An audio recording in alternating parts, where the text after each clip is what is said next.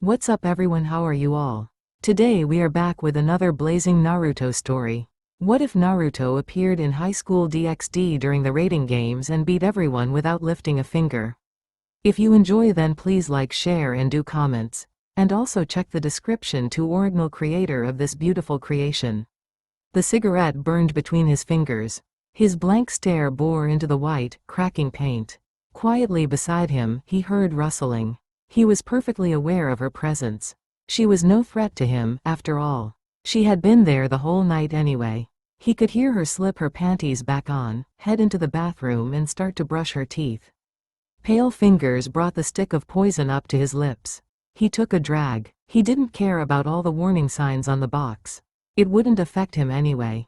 He swirled the smoke around in his mouth, waiting a little longer than necessary before it seeped into his lungs.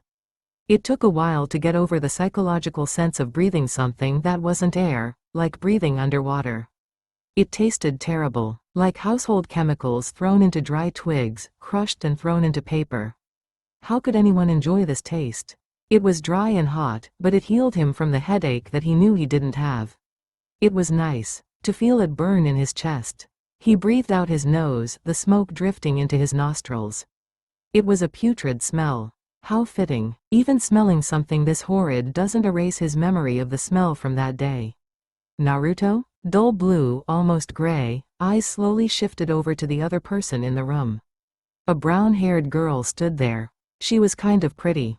Oddly placed facial features, a nose too small for eyes that wide apart. A face full of freckled, hidden makeup caked on. She looked like a raccoon. She smiled hesitantly at him. Where did you say you put the money again? He resisted the urge to sigh. His hauntingly empty eyes closed and he took one last drag of his cigarette before placing it in the ashtray next to his bed. He ran a hand through pale blonde locks, long and shaggy. He needed a haircut. Well, he needed to actually take care of it, a more accurate way to describe his hair. It wasn't greasy by any means, but he didn't care anymore if it looked fashionable or not. He's fine with anyway it looks now as long as it didn't bother him. He almost snorted. He stretched his legs briefly as he got up for the day. He coldly walked by the girl in the room, ignoring the cold air on his naked form. He navigated his clean but run-down apartment until he got to his wallet. A simple black one. He took out a couple bills and placed them on the counter, not even bothering to hand it to her. He walked by her again, stopping by the fridge to grab a drink. He pulled out a brown bottle, using his own hands to pluck off the metal cap. He took a sip of the shitty beverage, feeling the burn of an acquired taste. Drinking so early? Once again his eyes drifted to his company, who was now fully dressed as she pocketed his cash. She looked disappointed in him, one hand on her hip. He merely took another sip before looking out the window of his kitchen. Ah, it looked nice out. She sighed before plucking the beer bottle from his hand, taking a sip for herself. He merely watched her, studying her. She sighed and handed back the bottle to him. You're hopeless, you know that? He grunted a response, downing the rest of the drink in his hand before he placed the bottle next to his sink. He headed into his bathroom, walking away from the girl in his room. He was paused briefly by the hand that caught his wrist gently. He didn't look at her. We'll do this next month, yeah? This time he actually peeked over his shoulder at her. She looked hopeful, yet at the same time, she was in despair. Not that she even realized she was, but he could see it in her eyes, an underlying layer. He had met her around a year ago. She was a lost soul, broken by the world around her. She had been wandering the streets offering herself to anyone willing. Naruto had simply walked up to her, and handed her a huge amount of money, telling her to simply come to his apartment once a month. He'd always pay before, and the morning after he'd pay for a taxi for her. It wasn't anything romantic. Simply two souls needed a brief physical relief from whatever it is they both dealt with. She never asked questions about him and he never gave her any reason to. He returned the favor for her as well, and she never wanted him to ask. It was better that way. He didn't even know her name. She only knew his because of the name on his mailbox. He halfway turned to her, noticing her eyes flick to her hand, and letting go like she would be attacked. He noticed that about her. Her skittishness. She acted this way every time she believed she overstepped any boundaries. It was pathetic. He simply nodded at her. Yes, next month. She released a breath she didn't know she was holding, smiling gently. Naruto turned and walked away from her. He could hear her open the door to his apartment, and she called out a farewell to him. He didn't respond. He turned on his shower and looked at himself in the mirror, mindlessly brushing his teeth. He couldn't go to school smelling like booze and cigarette smoke, now could he? Has he done this before, however? Yes, he has. He studied his face, noticing the slight stubble of hair growing on his chin. 3 whisker-like marks were on each cheek. They were dull, but still present and noticeable. He felt like they were much darker before, not as though he could possibly prove it right now anymore. His pale locks hung in front of his eyes. Maybe he will have to adjust it.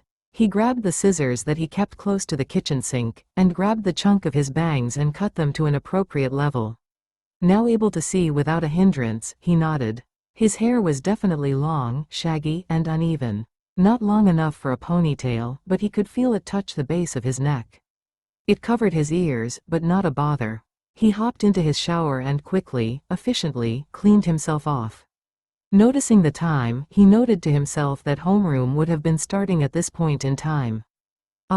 Sensei is going to chew him out again. He debated not even going today, thinking about the hassle. There was nothing interesting to do today, however. Maybe except draw some more memories. He walked to his room and quickly got dressed, putting on his school uniform and a simple white t-shirt. They were cheap and could be bought in bulk. Simple enough. Naruto grabbed his backpack and hid away a couple kunai and shuriken in various hidden holsters.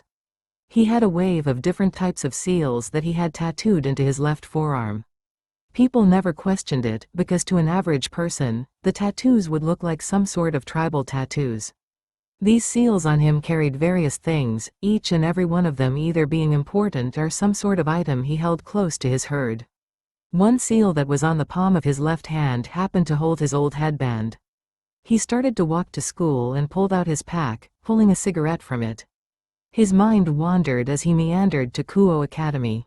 He really shouldn't smoke another one so soon, but he had developed this as a coping mechanism in a way. It was the most socially acceptable way to remind himself that he was still a living person. 3 years ago he had arrived. Bloody and defeated. He had killed Kaguya, but he didn't win the war. No, he didn't win anything. Naruto had landed in the streets, barely breathing. Nobody had helped him, as he crawled his way into an alley. Slowly he healed as people walked by, choosing to ignore his presence. The shop owner that had taken out trash every night had kicked him once and told him to quit being a burden on society. What a shitty place. He only received nourishment from the garbage next to him, hardly having enough energy to leave the alley, much less search for something more sustaining. His wounds had, unfortunately, been severe enough to kill him. He could still remember how sore he was when he stood to his full height, stretching and walking out of the alley. He was dirty, smelly, and broken. He was surprised that this world seemed to have spoke the same language as him, although it was slightly different. He could understand, but he soon realized that he was the odd one out, with an accent that he never really paid attention to. He had wobbled off, intent on fixing his accent, and intent to find out about this world. He had shown up in a place called Japan. The world was big, with many different countries, and races, and religion. He was shocked at the diversity. It was a bigger world than his, although his world had much more bloodshed. He still had his chakra, and he could use Kurama's chakra, but he had locked his own subconscious away from the furry beast. He doesn't want to talk about him. Not now, not then. How could he face his friend, his partner, and tell him how he had utterly failed? Simple answer? He couldn't. So he didn't. Naruto had learned about the currency, yen, they called it. Somewhat similar to his worlds of Ryo. His shadow clones were very useful in his information gathering. He was in a place called Kuo Town. An interesting name. The place itself was somewhat big, maybe a little smaller than Konoha. Japan itself had no military, so to speak, due to a world power called United States of America. Instead, they called it a defense force. Shinobi and ninja don't exist in this day and age. They did, however, have them, apparently. This world's ninja had been strictly taijutsu users, with no knowledge of any supernatural abilities. They used kunai and shuriken, and were known as assassins, or killers. Naruto's ninjas and this world's ninjas were very close, but still so different. He learned that if there was anything he needed, it was money. This world ran on money. It was now more about world play and who you knew, more than it was about how strong you were, and who could beat each other up. A much different society than he was used to. And it was that conclusion that he had determined to hide any and all abilities. He felt guilty, trying to live in a different world. But nothing he could have done to fix this situation. He wasn't mentally weak enough to just kill himself. Dying is easy, they say, it's living that's hard. And he was fed up with death and bloodshed. His eyes adjusted themselves to his surroundings, finally realizing that he was at the school entrance. God, how had he hated it here. Thankfully classes had started, so there wasn't anyone wandering around on the campus. Kuo Academy. It was a prestigious academy, holding a primary, middle, high, and university. Currently he was in his last year with the threat of being held back this time. He'd have to improve his grades enough to show that he had no intention of being there another year. It wasn't so much that he had hated being in the school itself, or the lessons. His younger self would scream in shock and disgust. He used to hate school, hate learning, and rather be playing outside or training. Now he's very impartial. It does a good job of distracting himself from the curse of everyday civilian life. How mundane, how monotonous. It was like he was living the color gray, only shades of black and white mixed together. What he didn't like about the academy itself were the people. How he hated these students. So many of them stuck up in their own little clouds, believing that the sky belongs to them. Give him a break. It was his first day of school itself, which meant he had the opening ceremony. He was late, no surprise, interrupting the principal, who was giving a good luck speech. He meandered up to a lone chair and immediately plopped himself down on it and closed his eyes from exhaustion. It wasn't his fault he needed to work a double the night before. Of course, doing something like this was bound to start some whispers. The girl next to him was a prissy-looking girl. She turned to the person next to her and said in a loud whisper, "He smells like cigarettes." So gross. She then proceeded to scoot her chair away from him, giving him a look that he's seen more than once growing up. Combine that with his dead-to-the-world look, his messy clothes, tattoos, and blonde hair, and they had immediately chalked him up to be nothing but a delinquent. TCH. 2 minutes in and he already had a reputation. He just wanted nothing to do with these people, and he wanted to get all of this over and done with. Of course, with the reputation of a delinquent, many people had decided to put him in his place. Students attempted to physically bully him, trying to show their dominance to a being that they had deemed completely under them. What a shitty place. Naruto had tried to ignore it, trying to simply live an easy high school life. His patience left him quickly after a week of the abuse. It only took one try to get the other students to leave him alone. They tried to take some money from him, so they could buy lunch with his money. He had broken their arms. Since then they've left him alone, physically at least. But instead they realized that he wouldn't retaliate if they didn't cross a line. They stuck to verbal abuse only. And that was something Naruto could handle, quite easily as well. Oh look, it's him again. The stupidest one of us. It's the delinquent. SSSSSH, he'll hear us and beat us up. What a piece of shit, how could anyone act the way he does?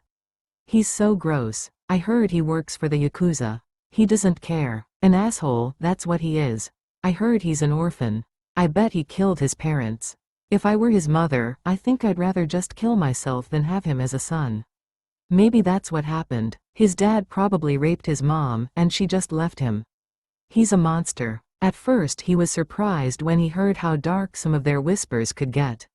But eventually he just shrugged it off, like he usually does, and continued on with life.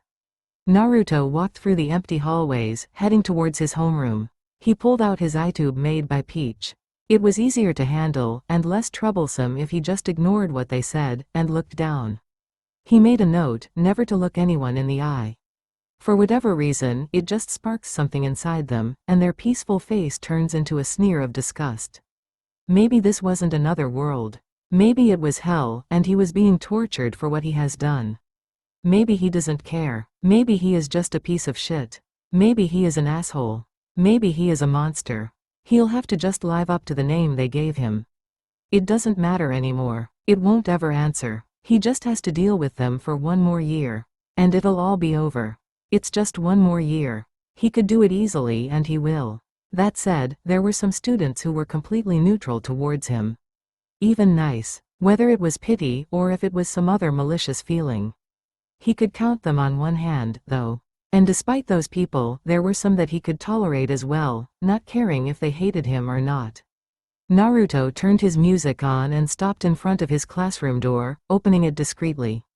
His shinobi training has allowed him to be silent as the night, but alas, his presence would still be declared.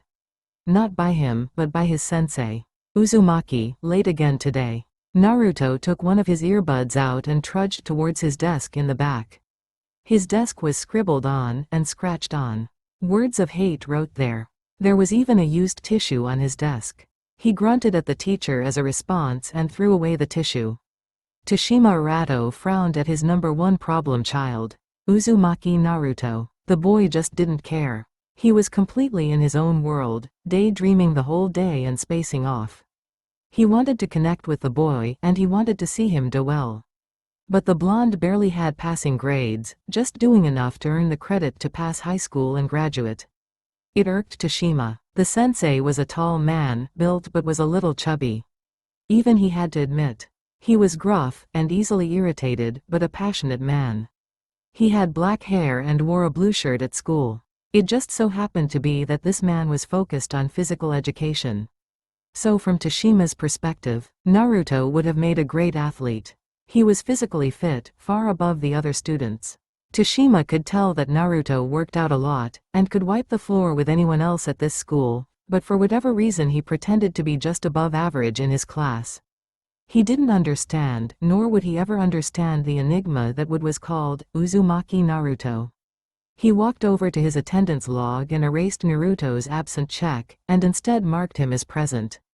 He could have wrote him off as late, again, but he had a soft spot for the boy. Something about him just didn't sit right with the teacher. No child should look like that. Whatever it was that Tashima saw, he wasn't sure. But the way Naruto looked, the lack of expression, and the lack of emotion he displayed wasn't natural. His avoidance with the whole school population, minus a select few. It all bothered him in a way that he knew he needed to do something to fix it. What it was that Tashima thought he needed to do, he had no idea. He could hear the whispers of the students, insulting and being downright nasty to the boy. He tried to stop it, he really did, for the first year. Nothing helped. Naruto would have been expelled long ago if it weren't for the teacher. The constant tardiness was overwhelming. He was late at least 2 to 3 times a week. Not to mention the fact that he had caught the boy smoking on a tobacco-free school. Smoking was prohibited. That alone could have been a big issue with the school, but he covered for the blonde. He wished he could do more for him, but sometimes fate had a cruel way of handling things. He sighed and pinched the bridge of his nose. Takagi, please give him your notes after class for everything he missed. The girl Tashima mentioned scoffed slightly. Her pink twin tails bobbed as she crossed her arms bitterly. But sensei, I don't even write notes. I just memorize anything you tell us that I don't already know. Tashima felt his eyebrow twitch before his gaze turned towards the number 2 student in the class. Hamejima, please give Uzumaki your notes after class. The girl closed her pink eyes and smiled pleasantly. Hi sensei. Her voice was as sweet as honey. Smooth and sugary. Naruto's eyes drifted over to the 2 aforementioned students. Takagi Saya, a self-proclaimed genius of Kuo Academy. She had every reason though to call herself one, as she had the highest grades in the school. Apparently she was in the national top 10 as well. Not that he truly knew, only heard through rumors. She had sharp yellow eyes, very observant and a very smart mind behind those eyes. Her hair was held up in 2 ponytails. She had a lovely body, still developing, but was small.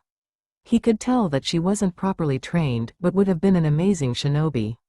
Her mind might almost rival Shikamaru's. However, her attitude of complete supremacy had turned him off to the idea of ever having a conversation with her. His eyes landed on the other girl, after his mental assessment of Takagi Saya. A habit he had unintentionally developed to keep his mind busy and away from being bored.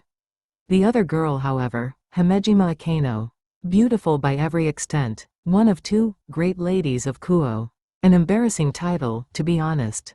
Her body was great, but it had an underlining hint of muscle tone made for combat.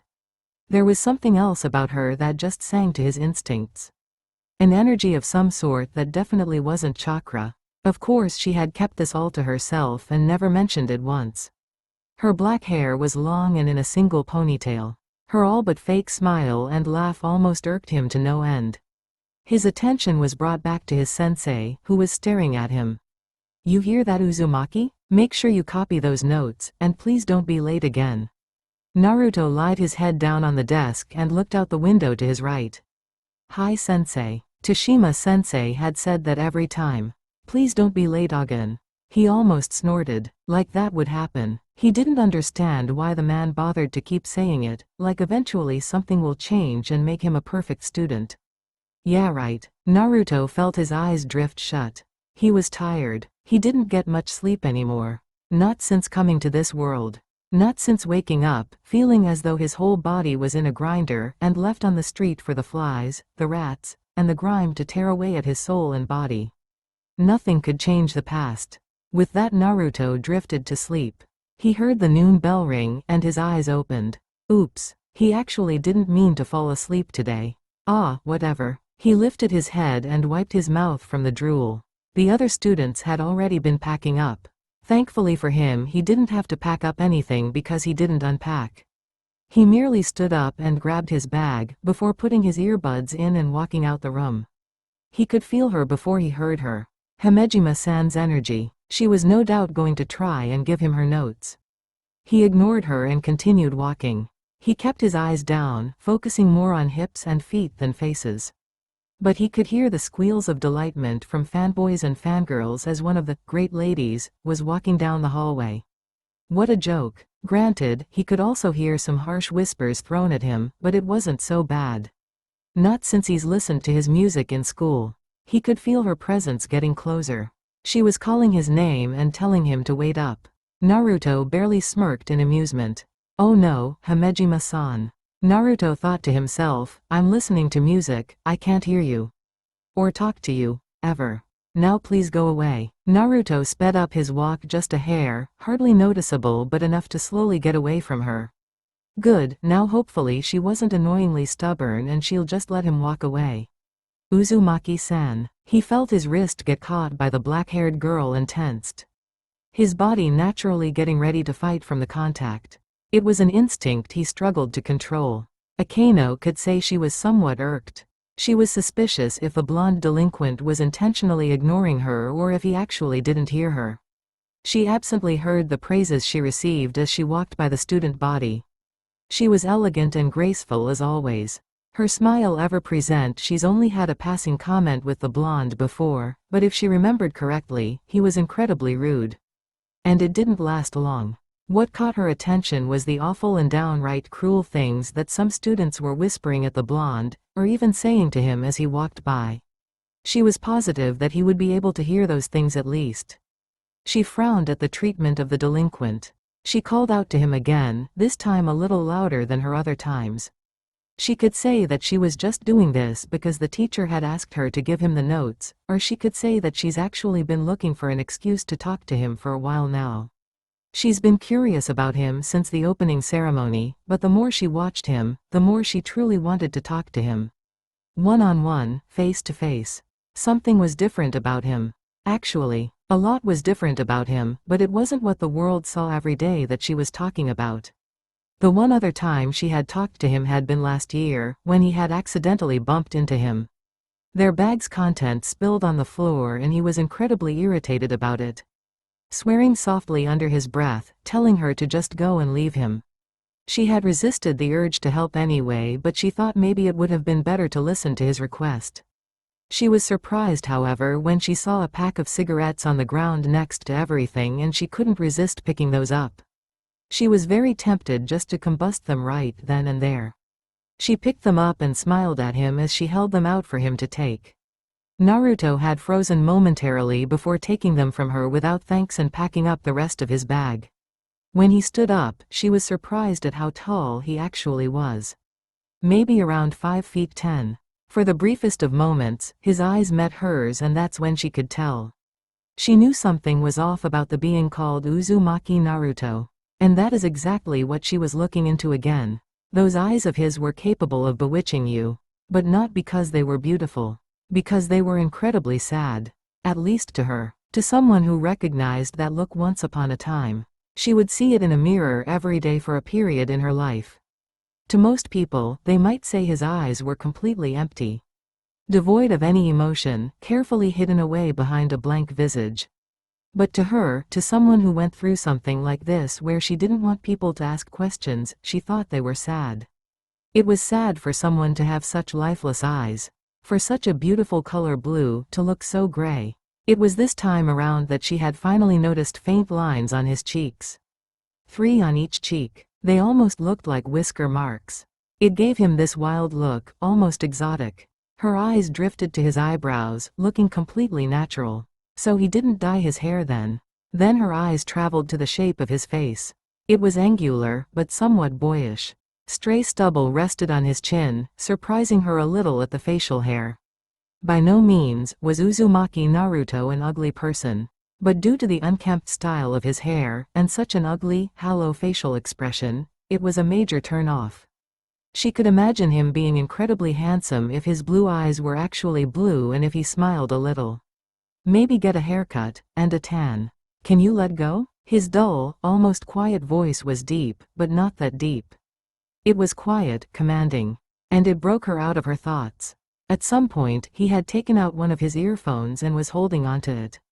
She quickly plastered a smile on her face and let go of his wrist. I apologize, Uzumaki-san. I simply was intrigued by such unique eyes.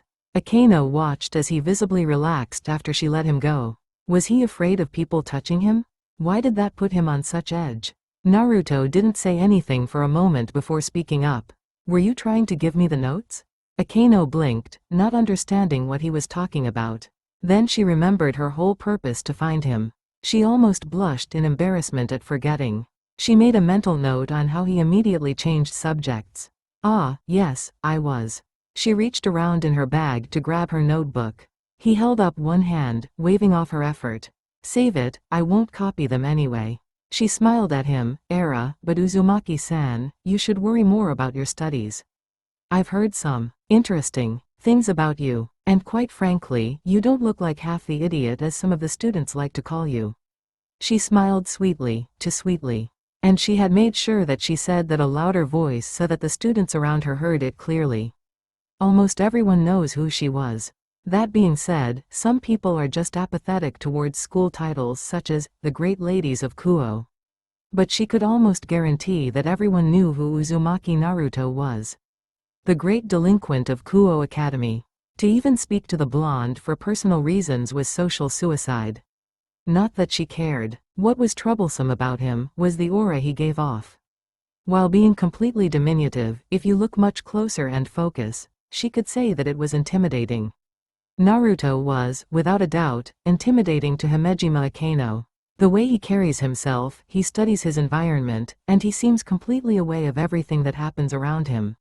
Which is why it surprises her that he handles so much ridicule from the school so well. He's a pro, it seems, at ignoring what people thought of him. And it bothered her, to be calloused so well to such harsh words at this young of an age.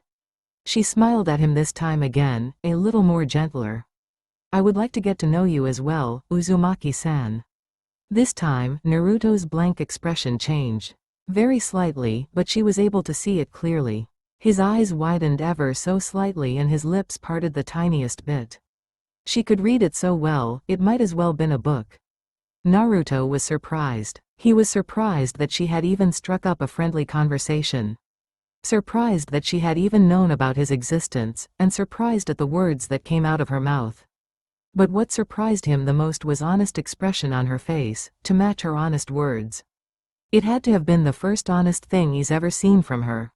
He blinked once and schooled his expression back into a blank stare before he tore his eyes off of her. Why would anyone want to do that, Himejima-san? She smiled as she tilted her head, cutely. Is there a problem with that? He nodded curtly before walking off, hopefully to get away from all these people. It's beginning to take a toll on him. Aano was blinked when he just suddenly started to walk away from her.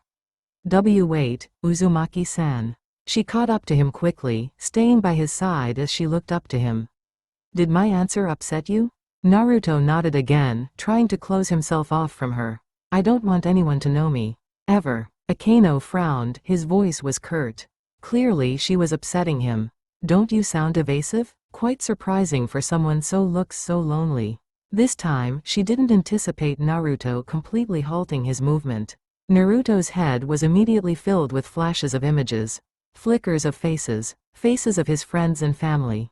He saw them everywhere. Was he lonely? Of course. But his loneliness was his sanity. His only true connection to those that he had left behind. How can he be allowed to live while they're all dead? Why is he allowed to have more friends? More family? When he was the one to kill them? The answer is simple. He isn't. If God wasn't punishing him, then he sure as hell will. He's lonely, yes. But that isn't a problem. It's his salvation. Naruto stood to his full height, ignoring Akino's surprise. He fully turned and faced her, doing his best not to glare at her. He merely offered her a small smile. It wasn't a kind one. Goodbye, Hamejima-san. With that he left her there. He didn't look back, nor did he walk slowly. No, he had to leave. It doesn't matter anymore. He doesn't want friends. Everyone leaves. Everyone dies. So why go through with that pain again? He stubbornly refused to acknowledge his tightly clenched fist and a desire to turn back around and continue to talk to Hamejima-san. The amount of willpower it actually took for him to walk away from Aano was impressive. Not that he actually understood. He just wanted to get out of that situation. His chest was tightening and his eyes pricked. No, he won't. He wouldn't let himself. Naruto ran a hand through his shaggy hair, sighing. Guess it was true, he's not very good at a standing conversation yet. So many feelings that he just hasn't dealt with yet. He frowned in frustration. He had handled that poorly, and he knew it. He didn't need to take out any frustration on Hamejima-san. He was just stupid. He sighed, shoving his hands in his pockets and making his way outside. He stopped and looked around at various students laughing, smiling, and overall enjoying a good time in high school. A small group of boys were playing soccer on the track field, laughing. They were just kicking the ball back and forth between each other. Naruto closed his eyes briefly when he felt the breeze warmly hit his face. Ah, what a nice day. He could feel the wind blow through his pale locks, and it felt like nature was combing through old memories. For a brief moment, he envisioned Konoha before him, in all its mighty glory. No giant hole in the ground, just buildings and an unscarred Hokage monument. He felt a tug on his lips, hardly resisting a nostalgic smile. His eyelids fluttered open and he fought back against the wave of disappointment. He was standing next to a tree, overlooking the students in the quad. It was on a hill, somewhat close to the school building. Behind him were the tennis courts. It wasn't Konoha and it wasn't home. His smile slowly fell as he watched the students play. Ah, what a shitty feeling. This emptiness he held inside. He was missing something, but he knew what it was. He already had it, once upon a time. A home, a family, friends, and a future he could look forward to. A future that gave him the drive to make it as perfect as possible. From nothing to something, that's what he wanted. He wanted a peaceful life, in a peaceful world where his children could play soccer like the children in front of him.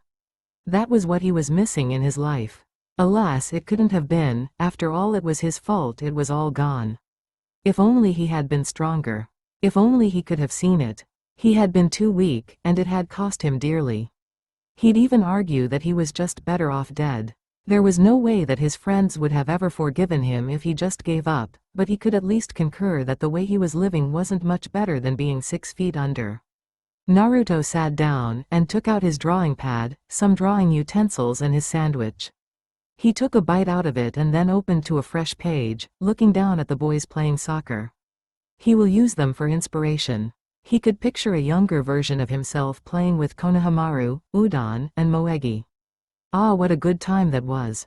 Before he drew a line he paused. I wonder if any of them would approve of the way I'm coping right now. He pondered to himself. His hand moved on its own. After he had come here, he had made several clones and have them learn everything there was to learn about drawing and painting. Decades of art techniques mastered in about a year. He did whatever he could to preserve his memories. There was never a time in his life where he'd ever want to wake up and not be able to picture his home perfectly in his life. He wanted to have a physical copy of it, so he'd never forget. It was something that he was never interested in before. He had to admit he wasn't an artsy person. But Naruto refused to forget. He wanted to remember their faces and see them. After all, it was all he had left of them. He had his old clothes, completely tattered and ruined. He had his scrolls, which he could make more here, thankfully, and his ninja tools such as shuriken and kunai. He didn't have any pictures of his home, and it didn't even exist according to this world. It wasn't anything, it was just a fleeting thought in the mind of a high school student. His most prized possessions were these drawings, and his Hite-8. His headband that he had received from Iruka-sensei. The first person to ever acknowledge him as Uzumaki Naruto, and not the Kyuubi no Kitsune. He couldn't blame Kurama any longer, but talking to that old furball honestly was just too much for him right now. Maybe one day. His hands were speeding through this drawing, getting done with the outline and now going into details when he heard someone start to approach him. He didn't recognize the presence at all, but she was loud. He ignored this person until he heard them sit next to him. Nothing was spoke between them and Naruto proceeded to ignore this person. He could hear them shuffle around, pulling out a notebook and writing something down next to him. He was somewhat curious, but he resisted his urges. Until he felt them tap him on the shoulder. He looked up from his drawing and looked over at the newcomer. It was a girl, she was pretty. Her hair went down to the middle of her back, and was slightly wavy. It was light pink, brownish color. An interesting blend indeed. Her eyes were soft and dark brown. She was petite, but overall a very pretty girl. She didn't have a large bust, but Naruto would say that it would have been a normal size for high school girls. Except the ones at this high school, where it seemed having an unusually large bust size was the norm. She was biting her lip cutely and nervously when she held out her notepad. Naruto's eyes drifted to the page, reading what she had wrote down for him. Nice to meet you. My name is Nishimiya Shoko. I sit here every day for lunch, so I'm sorry for intruding. Naruto stared at the paper then looked up at her. Why was she writing to him? Was she mute? Or didn't she have some reason why she couldn't talk? Naruto looked down at the paper again and continued to read what she had wrote down for him. I hope we can be friends. Naruto almost smiled at her earnestly. It reminded him of himself. When he was younger, at least. He watched her put the book down and she gave a little bow towards him as she sat down on the other side of the tree. Naruto nodded his head back at her, and this time he did smile at her. Looking back at the field, he picked up his pencil and fiddled with it. My name is Uzumaki Naruto, I hope we can get along. Naruto was expecting some sort of reaction from her, maybe one of disgust or awkwardness. He wasn't expecting another tap on his shoulder though. He looked over at the girl again, who looked somewhat confused and embarrassed. This time she handed him her notebook. Naruto looked down at the paper. I'm sorry, can you repeat that? I can't hear, but I can read lips. That had Naruto almost freeze. This wasn't something he was expecting. In fact, he wasn't even sure if he's heard of anyone in the elemental nations that wasn't able to hear, but he could imagine how hard their life might have been if they couldn't. He didn't look at her when he's starting to write with his own pencil. I'm Uzumaki Naruto. I hope we can get along. He handed the notebook back before gauging her reactions. She read the paper and blinked in surprise. Naruto smiled a little bit. Of course she's heard of him. He felt like there wasn't a soul who hasn't heard of him in this school. Not that he cared or anything. She started to scribble on the paper before showing it to him. Naruto read the lines. Uzumaki Naruto as in the delinquent of Kuo? Naruto's sweat dropped awkwardly before laughing lightly. He nodded his head yes at her. Shoko's mouth formed an O before she started to write again. I thought you'd be scarier looking. Naruto stared at the paper, a strange feeling of relief lifted from his shoulders.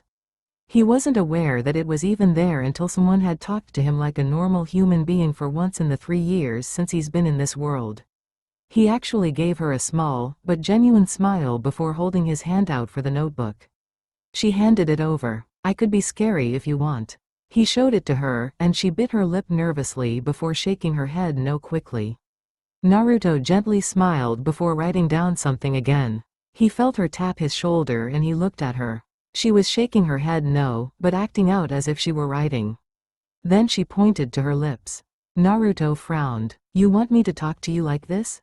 Naruto asked, facing her directly. She smiled and nodded. Naruto frowned before he continued to write on her notebook. Why can't you hear anything? He handed it back to her. Shoko stared silently at the question before slowly she started to write down a reply. She looked at Naruto with a small sad smile. Her big brown eyes were soft, but he could tell that being deaf was something that she hated, not that he could do anything about it. I was born with drastic hearing loss, and I am now considered clinically deaf. Naruto frowned as he read that. Deaf, huh? He's never heard of such a thing, not until now at least. Drastic hearing loss. That must be such a burden. Naruto knows all about burdens. It was something she couldn't even have controlled either, much like his own situation. He knew, from his own experience, that she wouldn't want to have been pitied. Even thinking about that, Naruto knew he would have hated it if he were in her shoes. So instead he merely smiled softly at her. I'm sorry to hear that. He said to her, making sure to speak clearly. It was at that point in time where Naruto looked back at the boys playing soccer. They were now taking a break and actually eating their lunches. Naruto took a few more bites out of his own sandwich before he continued to draw. It was nice, the comfortable silence between the two of them. He could probably guess that it wasn't uncomfortable because of the barrier that was between them. Which of course he was referring to their only ability to communicate was through a notebook. But he didn't dislike the company. They didn't need to talk, and it was enough for him. He was almost done with the picture when he felt another tap on his shoulder. He peeked over at the girl, Nishimiya-san, with a raised eyebrow. His eyes flicked down to the notebook she was holding in her hand and she shyly was smiling. That picture is very pretty. You are good. Naruto smiled softly before holding out his own hand. Their names were Konohamaru. He pointed to one boy, who had a long scarf around his neck while holding a funny pose. Udon. He pointed to another boy, who looked sickly and had glasses. This boy was smiling gently while holding a cardboard box over his head. And Moegi. This time her pointed to the sole girl in the picture, who looked very upset about something, pouting. Although she had a small blush of embarrassment on her face. And finally he had drawn himself next to Konohamaru, with his hand on his stomach, pointing and laughing at the three of them. Naruto smiled gently at the scene. And are you the last one? Naruto read the page and nodded slightly, pointing at himself. He looked at Nishimiya. Yeah, the last one is me. I was much younger then. You look much happier. Naruto stared at the sentence before smiling. It was a very small and very sad smile. His eyes drenched in sorrow. He looked down at his picture before writing in the bottom corner. I was much happier then. Naruto ripped the paper out of his sketchbook before handing it to her. She looked surprised that he had done that. She stared at what he had wrote down before looking back up. She held out the sketch for him to take back, but Naruto just shook his head, waving her off, as if to say to her that she could keep it. Shoko put the sketch in her bag, before she started writing again. What happened to them? Naruto wasn't sure how to respond to a question like that. How could he tell her that some of his friends, 3 of them, had passed away along with almost every person precious to him? He couldn't just come out and say something like that. But what else could he even say? He could make a joke, see if she laughs. Or maybe he could half lie. Naruto asked for the notebook again before writing something down for her to read. I moved very far away. She frowned and bowed her head, doing some weird hand motions before writing down on the notebook. I'm sorry to hear that. Naruto smiled at her and waved off her condolences. He faintly heard the bell ring for the end of lunch. He sighed to himself. He packed away his stuff in his bag before getting up and waving at the girl, Nishimiya-san. He went to walk by her again, but he felt a hand grab his sleeve. He turned back to her with a raised eyebrow, confused. Shoko looked nervous about something, before she quickly scribbled something down with her nice handwriting. Can we meet here for lunch again tomorrow? Naruto read the line once more, before slowly smiling. It was soft, and he felt like it was an actual genuine smile of his. He knelt down in front of the girl, and put a hand on her head. She blushed lightly, but held his gaze with one of her own. Naruto blinked for a second and in her place was bright pink hair and green eyes. Naruto blinked again and the face of his old teammate and love were replaced with Nishimiya's. He felt his smile falter slightly before ignoring it. "Yeah, I'll be back for lunch tomorrow," he said softly but clearly, allowing her to read his lips. "I hope to see you again, Nishimiya-san." With that he stood up, shouldered his backpack and trudged off to his classroom. He felt much better than he has in a long time. Maybe letting a few people into his life as acquaintances or even friends wouldn't be so bad of an idea. Nishimiya-san wasn't a bad girl. It looked like she had experienced a tough life so far, and he found it very hard to not relate to such a thing. He had a soft spot for special cases. He missed the stare he was receiving from the girl he just left behind, and instead continued forward. He made his way through the crowd, lowering his eyes and putting his earbuds back in. Maybe he should go talk to Aano-san again. He'll apologize and accept her notes so she doesn't get in trouble with the Tashima-sensei. He wandered to the classroom, getting there a little early. He debated on waiting for her out in the hallway, but decided to go into the classroom before her. He wasn't expecting to see Aano sitting at her desk already, and nobody to be in the classroom yet. Naruto decided to take this opportunity to talk to the raven-haired beauty. He walked up to Aano and cleared his throat awkwardly, avoiding eye contact with her. Aano turned around and was slightly surprised to see a shameful and somewhat embarrassed Naruto standing before her. He bowed slightly. "I'm sorry my rudeness earlier, Himejima-san. I hope you can forgive me."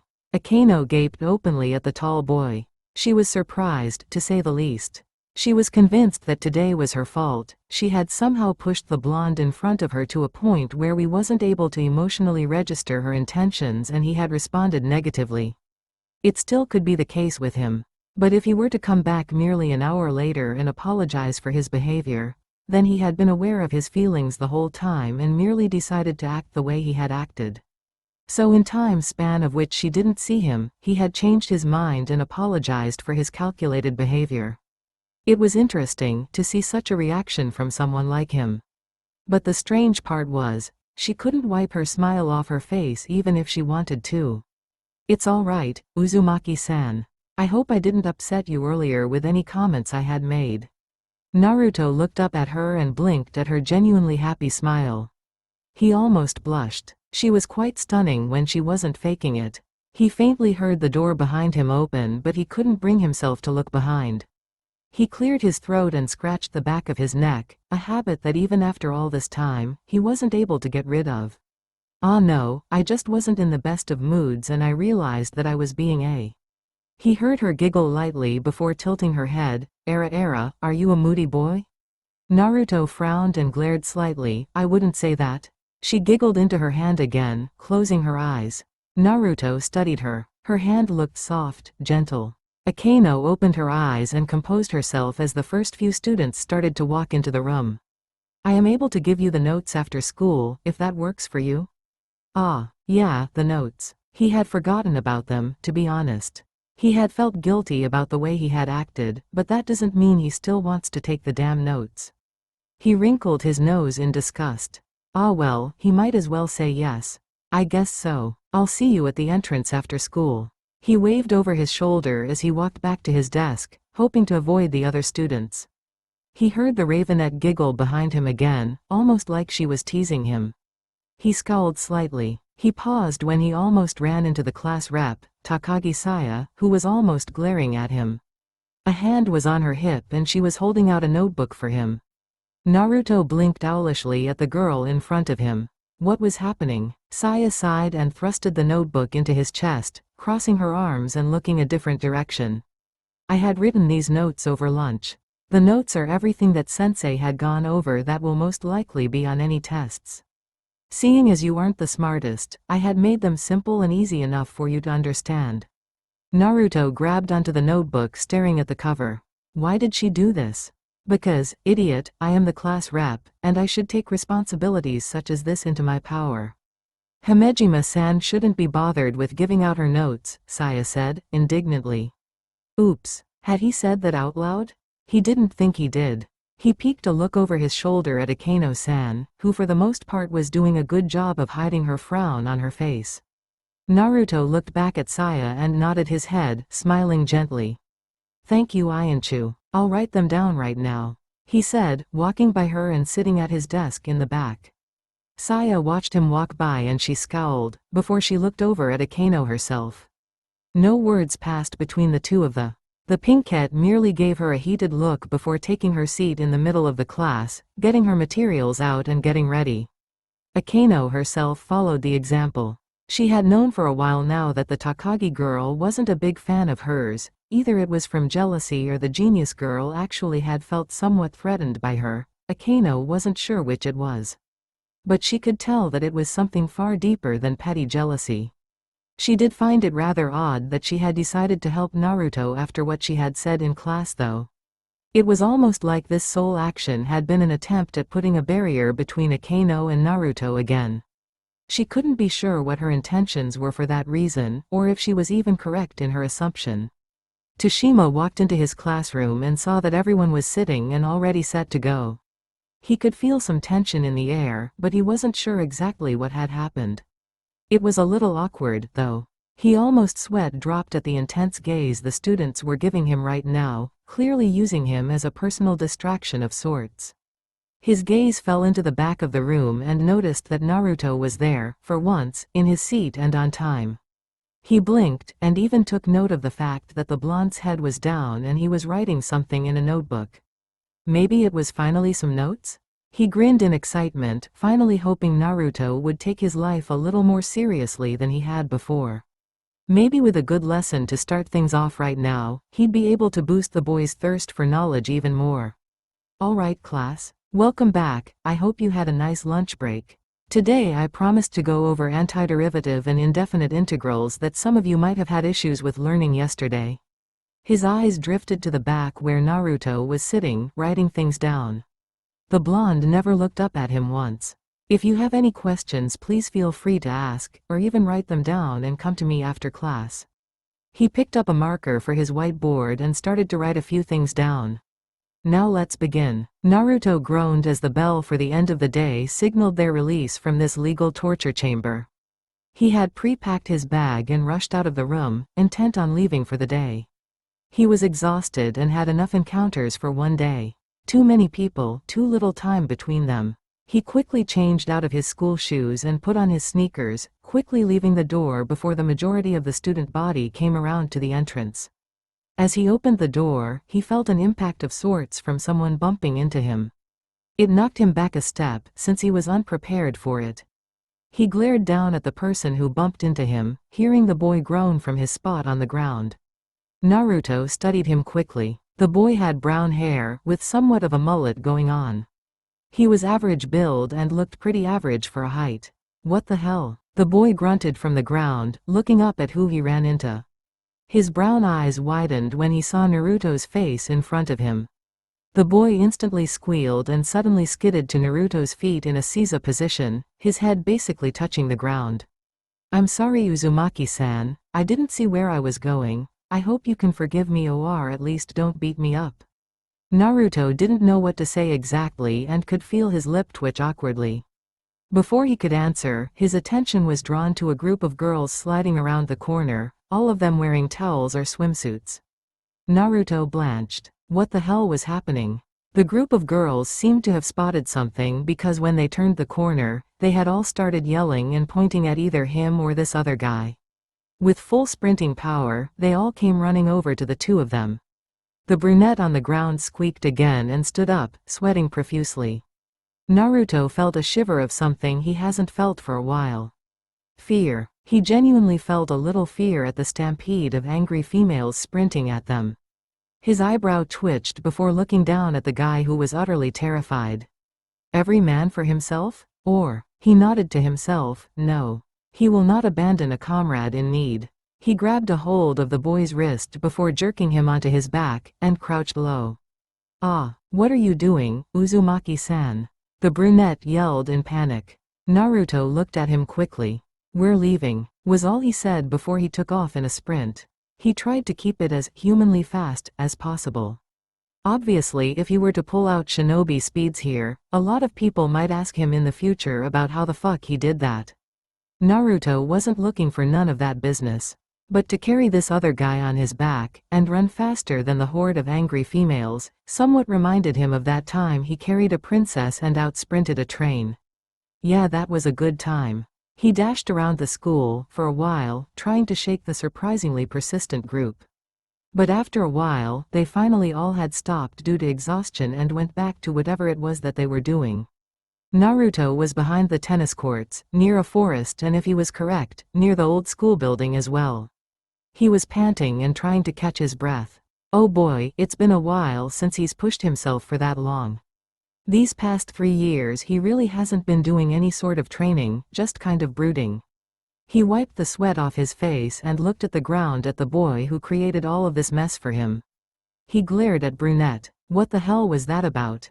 The boy looked up at him and was instantly on his feet again, bowing much too quickly to be healthy for a back. "Thank you, Uzumaki-senpai. You are the best. You saved me from such a beating." Naruto sighed, exasperated. He rubbed his neck. "It's fine. I can't believe they even started chasing me." The boy looked sheepish. "Well, given your reputation, Uzumaki-senpai, I truly thought they'd have stopped chasing me after they saw you." Naruto sighed and ran a hand through his shaggy hair. "It's whatever, but who are you again?" "Ah." The boy shot up straight. "I had forgotten about that. My name is Hyodo Issei, Uzumaki-senpai. I'm sorry for all the trouble." Naruto stared at Issei. A piece of the puzzle came together in his mind as he finally registered what had happened. "Hyodo-san? You're one of those perverts, aren't you?" Issei looked surprised. "You know of me?" Naruto's sweat dropped. The boy didn't even deny being a pervert. But from what he had heard about the perverted trio, is that their pervertedness might even rival his late sensei's. They might be on par with the super pervert. Naruto shivered at the thought. "I've heard of you and your friends," he said. "Now it all makes sense why those girls were chasing you. Swim club?" Issei nodded, vehemently. "They just started warm-ups in those delicious school swimsuits." He giggled, nostrils getting big, and a blush appeared on his face as he clearly pictured them in his mind. Naruto chuckled softly at the look. It was one he was very familiar with. He's seen that look too many times in his lifetime to be affected by it now. He shook his head and grabbed his bag from the ground, starting to brush off the dirt. "You know, Uzumaki-senpai?" Issei had started, gaining Naruto's attention. He merely raised a pale eyebrow. Issei scratched his cheek, looking sheepish. "I've heard a lot of bad things about you, but you aren't anything like what the rumors say about you." Naruto smirked at him. "Who knows? I don't pay attention to that kind of stuff." Issei grinned at him. "Well, I'm sorry that you get so much shit then. I hope one day they'll see how cool you really are." The brunette gave him a thumbs up. "You really saved me there today." Naruto grunted. "Like I said, it's no problem. But I doubt the school will be able to see me any different anytime soon. I'm already in my 3rd year anyway." Issei frowned. "Well, maybe if you act this way with everyone, then they'll see." "It won't be as easy as that, Hyodo-san." Naruto interrupted him. "People get set into their ideas, and it's hard to get them to acknowledge their wrongdoing. Especially if some of them have been doing it for multiple years." "But." "No buts." Issei didn't look convinced by Naruto. So the blonde continued. "That's just how it works. Especially in this world. Sometimes you just have to suck it up and accept your loss." Naruto started to trudge off, before Issei could say anything else. He threw a hand over his shoulder, waving to the boy. "Take care, Hyodo-san." He heard Issei say his goodbye to his retreating form, and put his hands in his pockets. Ah, what a long day. He was tired. He suddenly really wanted a cigarette from such a day. Usually he can wait until he gets home, but today was a long day, and it had worn him out. He pulled out the packet before pulling a stick out and putting it between his lips, already smelling the tobacco. He didn't bother with a lighter and used a very low-level Kaiten jutsu to light a small flame above his thumb. He lit the end of the cigarette and took a deep puff in. He could feel the hot, dry smoke go into his lungs. The burning sensation gave him such an odd sense of peace. It was relieving. He blew out the smoke before he took an opportunity to study his surroundings. He actually just noticed the building he was standing in front of now. Surrounding the building were a bunch of trees, basically a forest. There were some steps going up into the front door of the building, which had a giant clock on the very top of it. It looked relatively old, but had a new metal roof on top. And for the first time since he's been there, he saw something that made him stop taking a second drag right then and there. The cigarette paused right on his lips and his eyes stayed glued to the open window. The open window where a person was standing at, gazing strongly at him as well. He felt like a deer caught in the headlights. He'd never smoked at school before, but after Tashima-sensei had caught the smell of cigarettes on him once, he had warned Naruto that any attempts to smoke on school grounds would be grounds for immediate expulsion. Apparently they take that kind of stuff very seriously. But right now his eyes couldn't tear themselves off this person. She just stood there with a very passive look on her face, staring straight at him. Even at this distance, he could almost feel an aura of disappointment from her being. She had stunning blue-green eyes, with long, wild, crimson hair. It was beautiful red hair. Her bust was big, almost as big as Akino's. Her angular face and high cheekbones gave her a sophisticated look. Her dainty hand was holding onto the windowsill, and she held herself like she was royalty. Sophisticated and regal. It was impressive. Naruto briefly registered that he had pulled out the cigarette, lit it with a Kaiten jutsu, and took a drag, all in front of her. What worried him most, honestly, was the Kaiten jutsu. His elevator didn't go all the way to the top floor, but Naruto wasn't dumb enough to not know who this person was. One of two great ladies of Kuo Academy. A beautiful girl, in and out and upside down. It was this knowledge that had made him a little nervous about what had transpired right at this moment. He knew that this particular person was very close to the student council, and he knew that this particular person also had a lot of power in Kuo Academy and Kuo Town. Oh yes, he knew exactly who this person was. Rias Gremory. The wind was cool but the air was warm. The bright half-crescent moon in the sky shone brightly, illuminating the late working down below. Bright blonde hair waved lazily in the breeze, a peaceful smile on his face. Sounds of cheering, laughter, and music wafted all around him. He watched as his sensei created building after building using his chakra and wood manipulation. He chuckled softly when the brown-haired Jonin collapsed to his back. His eyes wandered over shinobi working with civilians to recreate their home. It was such an exhausting day. Pain had destroyed all of their home, and had killed thousands. Thankfully he had sacrificed himself to resurrect the dead. Too bad Ero Sennin wasn't one of them. The blonde heard someone approach him from behind while he sat on the head of the fourth Hokage. His ocean blue eyes stared down at the village below, knowing exactly who it was that walked up. After all, he has spent more time with her than anyone else in his whole life. He listened as she sat down next to him. They're voting for the next Hokage, tomorrow it seems, was the first thing she had said. He nodded. You think they'll ask me? He grinned, fighting back a laugh. She giggled at him, pushing him lightly with her hand. No way they'd ask a genin to be Hokage. Her smile faltered. Besides, it's only temporary, until Tsunade-sama wakes up. He suddenly felt guilty. If he had been quicker, maybe it wouldn't have had to come to that. He lowered his head. I'm sorry, if I had only been quicker, Oba-chan wouldn't. Don't, she said firmly next to him. She shook her head repeatedly. Don't say it. If you wouldn't have been there, The words died in the depths of his heart, and his guilt faded away. He knew it was pointless. There wasn't much more he could have done. But some part of him still felt that way. She took a shaky breath before forcing a smile, looking down below. I'm surprised at how well they all are doing. It must be so scary for those children. The blonde didn't say anything. He knew that she was just talking to change the topic. He wasn't here when it happened. He wasn't the one with the villagers. He wasn't around them, but she had been. She'd seen their fears for herself. He wondered briefly if it was like this on the night the Kyuubi had attacked. He felt himself smile, somewhat bittersweet, memories flooding through his mind suddenly. You know, I remember coming here a lot as a kid. Sitting on his head, I felt tall, and I liked the view it gave me of the village. I could see the birds and just listen to how happy everyone sounded. He didn't hate the silence, but for whatever reason, it may be right now, he didn't want there to be any silence between the two of them. He felt a need to explain himself somehow. It was strange. He chuckled, I always liked the fourth the most. I wanted to be just like him when I become Hokage.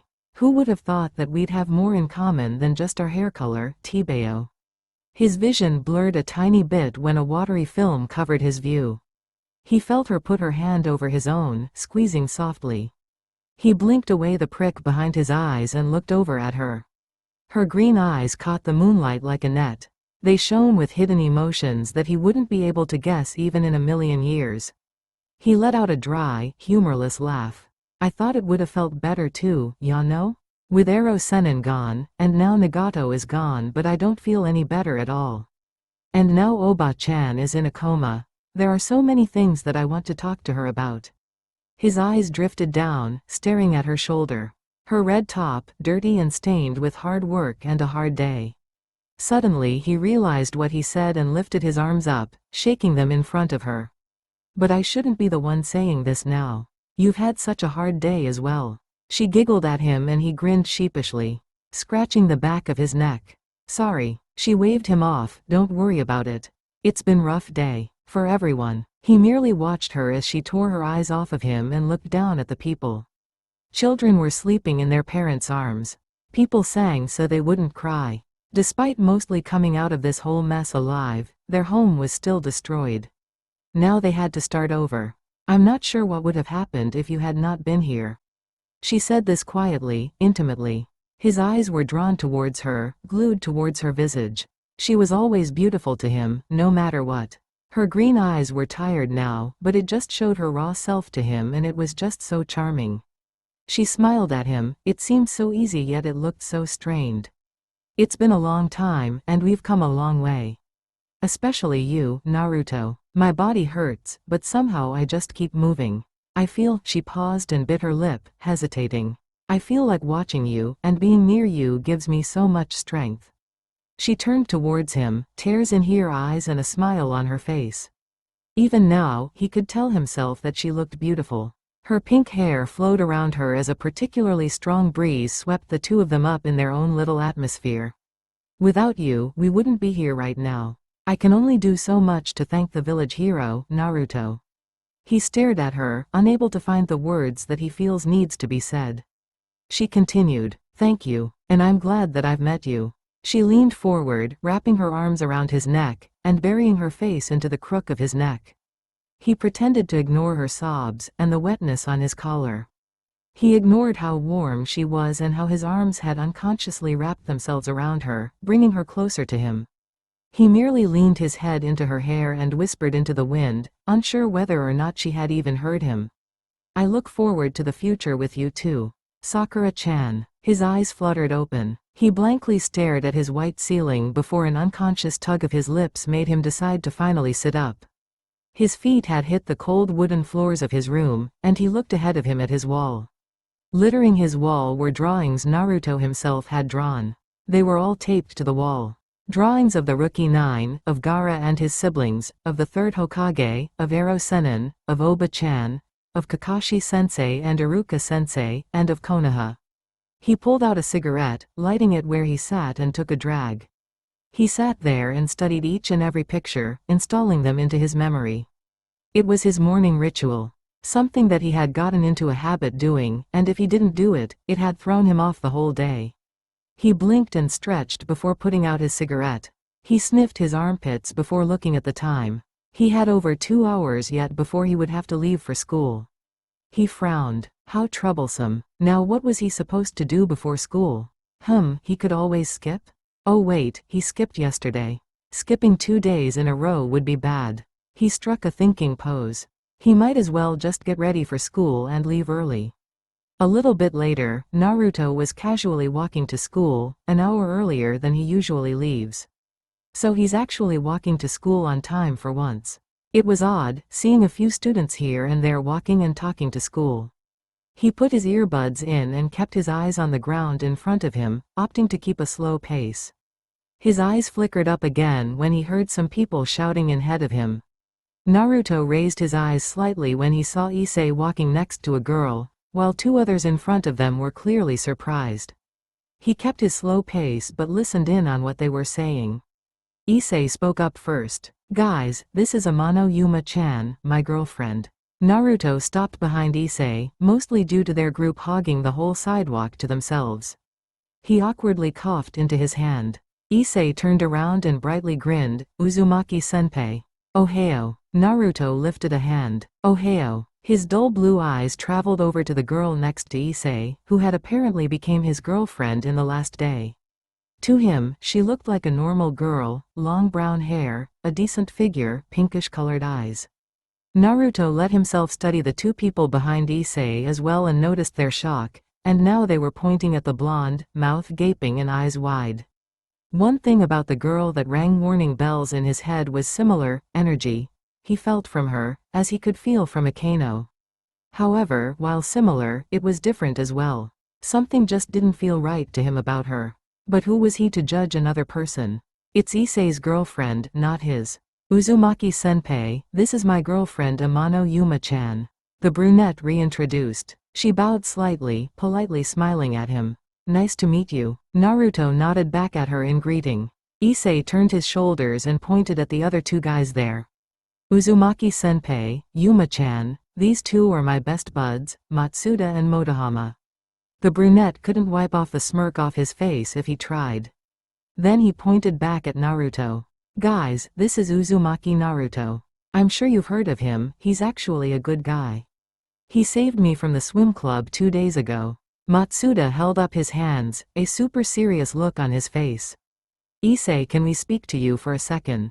Issei tilted his head in confusion before the two of them dragged the boy away before putting him into a headlock. They furiously started to whisper to each other. If Naruto really wanted to, he could have pumped some chakra into his ears to listen in, but he wasn't really into doing that. Instead, he awkwardly stood there next to Amano-san and shoved his hands in his pockets. His eyes drifted over to the girl and she looked up at him and smiled brightly. Naruto felt his eyebrow twitch and gave her an awkward half-smile, before looking the opposite direction of her. Awkward. He could hear more whispering from the trio before they all stood up and came back over to the duo. Issei took his place next to Amano-san again and smiled triumphantly. Motohama cleared his throat. Uzumaki-senpai, we have listened to Issei, and we've decided that you are now neutral to us. Matsuda nodded his head. Only on one condition though. Naruto blinked, but tilted his head. What? Suddenly they were bowing low before him, and he took a step back in shock. Please never hurt us. Even with his ninja-trained eyes, he couldn't see them move. Naruto's sweat dropped and scratched the back of his neck. Why yeah sure. The duo started to thank him and bow repeatedly, and finding this too suffocating and weird. Naruto did the only thing a normal person would do. He just started to run away from them. He ran past other students, ignoring shouts of surprises and slowed down to a walk when he thought he was a safe distance away from the group of oddballs. He sighed in relief and trudged on. How did he end up meeting such strange people? He looked up and noticed that he was very close to the gates of Kuo Academy now. He must have been walking for a while, not paying any attention as his feet carried him there by instinct. Excluding running away from odd people. Era, if it isn't Uzumaki-san. Naruto almost groaned. Almost. His eyes flicked over his shoulders as they rested on the form of Himejima Aano. Ohio, Himejima-san. Then he saw her. He froze as he saw the unmistakable red hair, her long locks, and her turquoise-colored eyes. She was piercing him with a stare and Naruto could almost feel a little bit sweat form on the back of his neck. His situation with Gremory-san was, on pause. That was a good way to describe it. He wasn't aware if she had talked with Himejima-san about anything at all, but instead of confronting the redhead about what had happened at the schoolhouse, he had done what he had believed to be the most logical route. He ran away. Yes, he knew it wasn't proper and he knew it probably could have caused some issues, but he was hoping to put off a confrontation from her for at least, well, the rest of his life. Live and forget, right? Wrong. Clearly. The girls stopped in front of him, one smiling sweetly and the other now smiling politely. Uzumaki Naruto-san, am I correct? Rias had spoke up. Gremory, Rias-san. Nice to meet you. He bowed his head. Aano raised her eyebrows, looking at Rias. Era, it seems like you already have met Bucko? Naruto scratched the back of his head, trying to school his face into something neutral. Ah yeah, in front of the old schoolhouse. Naruto-san had been caught smoking in the yard. He flicked his eyes over to her, inwardly surprised at her cover-up from his use of his jutsu. Why would she hide that information from Himejima-san? According to the rumors, the two of them were best friends, and were almost always seen together. Unless the redhead actually hadn't seen him use his Kaiten jutsu, and thought that it was a lighter? It's possible. Aano raised an eyebrow and looked at Naruto. Smoking on school grounds. You simply like breaking school rules, Uzumaki-san. That is grounds for an expulsion if Bucko here doesn't say anything that is. He froze, looking at the ground.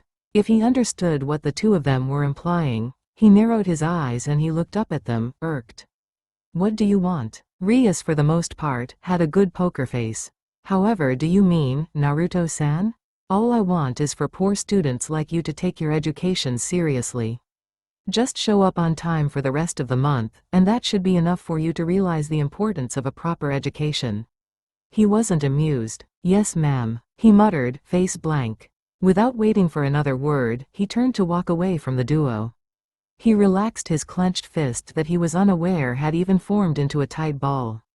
He's never taken kindly to threats or blackmail. One more thing, Naruto-san. He paused mid-step, looking back at Aano first, who was smiling still at him, a mischievous twinkle in her eye.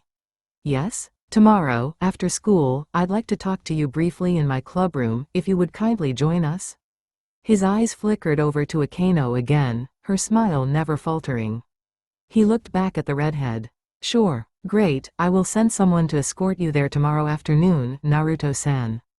Good day. He watched her walk by him, back straight and a content, pleasant smile on her face. His eye twitched. How annoying. I'll see you in class then, Uzumaki-san. Aano hid her giggle behind a dainty hand before walking to catch up to her friend. Naruto stared at the two leaving. Well, it seems as though it won't be entirely boring of a school year. He could feel several students walk by him as well, but he didn't care. He was bothered by the energy he felt from Rias, the same energy he felt inside of Aano. Not similar, like Amano-san's, but actually the same. Things were happening, but he had no idea what it could possibly mean. His instincts were just screaming at him. Why else would these people suddenly show up in his life? He was well aware that he had a knack for being a trouble magnet. Whether it was his fault or not, the universe liked to test him. Or in certain situations, they simply like to shit all over him. Throw the weight of the world on the shoulders of an individual and they'll eventually fall. Shit's about to go down. Rias's eyes glanced behind her quickly, gazing upon the mysterious blonde. She ignored the odd looks the student body was giving her. Her queen, Aano, was right beside her, smiling politely at everyone they passed. Rias dropped her smile and resisted a frown. Aano? The mere tilting of her head allowed Rias to assume that she had heard her and was now listening. The redhead continued. Do you think that there is anything odd about Uzumaki Naruto?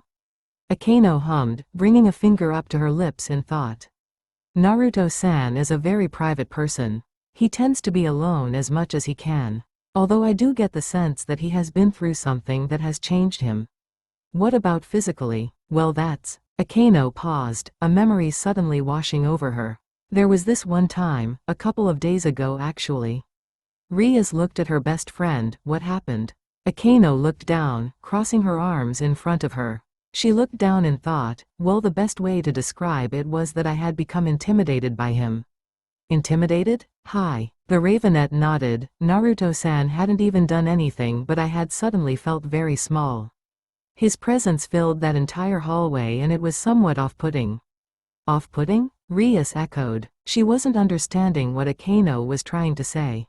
Aano looked over at Rias and felt somewhat ashamed of her poor descriptive telling. She laughed lightly. The closer I had watched, the more I noticed just how paranoid he had seemed. He seems hyper-aware of everything that happens around him, despite listening to music most of the time. Physical contact puts him on edge, and it seems he doesn't like to be reminded about his solitude. Rias looked ahead and thought. A mere human, with no evidence of aggression, he had put her queen, the strongest in her peerage, beside herself, on alert when around him. She had little doubt in her mind that if Aano hadn't been intimidated, she wouldn't have gone through the pain of watching every little thing that the boy had done. That's what intrigued her the most about the blonde. With merely a glance, he had gained the attention of Himejima Aano. The king had felt it too, obviously. Uzumaki Naruto was different. The way his eyes had carefully studied her when she had approached, and his control over his emotions was top-notch. She was surprised when she noticed how tense he had become after noticing her. She knew it was because of what she had saw from him 2 days ago. He controlled fire. Aano, we should keep an eye on him. Rias started, there is more to him that meets the eye. Aano blinked owlishly at her king. You feel something from him? She shook her head. No, I saw it myself. I had told you that he had been caught by me, smoking a cigarette in front of our clubroom. But he had lit the cigarette without a lighter. Aano almost stopped walking, somewhat surprised at what her king was saying. Are you saying that he created fire? A sacred gear perhaps? Rias nodded, I'm not sure. I will have Kaneko sniff him out, and follow him for today. But he could also be somehow related to the Phoenix clan. Aano hummed again in thought, it is possible, he would be a powerful ally to have if he were. Indeed, Rias agreed. He would be of great service if I could bring him into my peerage. Or if there was any way I could test his abilities, my bishop piece would be suitable enough, don't you think? Hi bucko. Aano smiled sweetly at her best friend. She was relieved that she wasn't the only one who had felt that something was just simply weird about the blonde. She had been noticing it for a long time due to the past 2 years that they shared a classroom together. But now that Rias herself has taken an interest, she knew she just couldn't resist such an interesting catch. She licked her lips in anticipation. Prepare yourself, Naruto-san. Bucko tends to get what she wants. The school bell rang, signifying the end of the school day. Naruto hadn't been more excited to speed out of the classroom, hoping to avoid any of his classmates, particularly a certain raven-haired, Oni-sama. He ducked under the radar as he swiftly avoided the contact of most of the students. They seemed to be too preoccupied with the end of school to notice his presence. He slipped and sneaked around the hallways, heading towards the entrance. He was avoiding them, he knew. He was avoiding all of them. He had skipped out on sitting by the tree today, opting to eat his lunch on the roof instead. He almost felt bad. He rather enjoyed Shoko's company.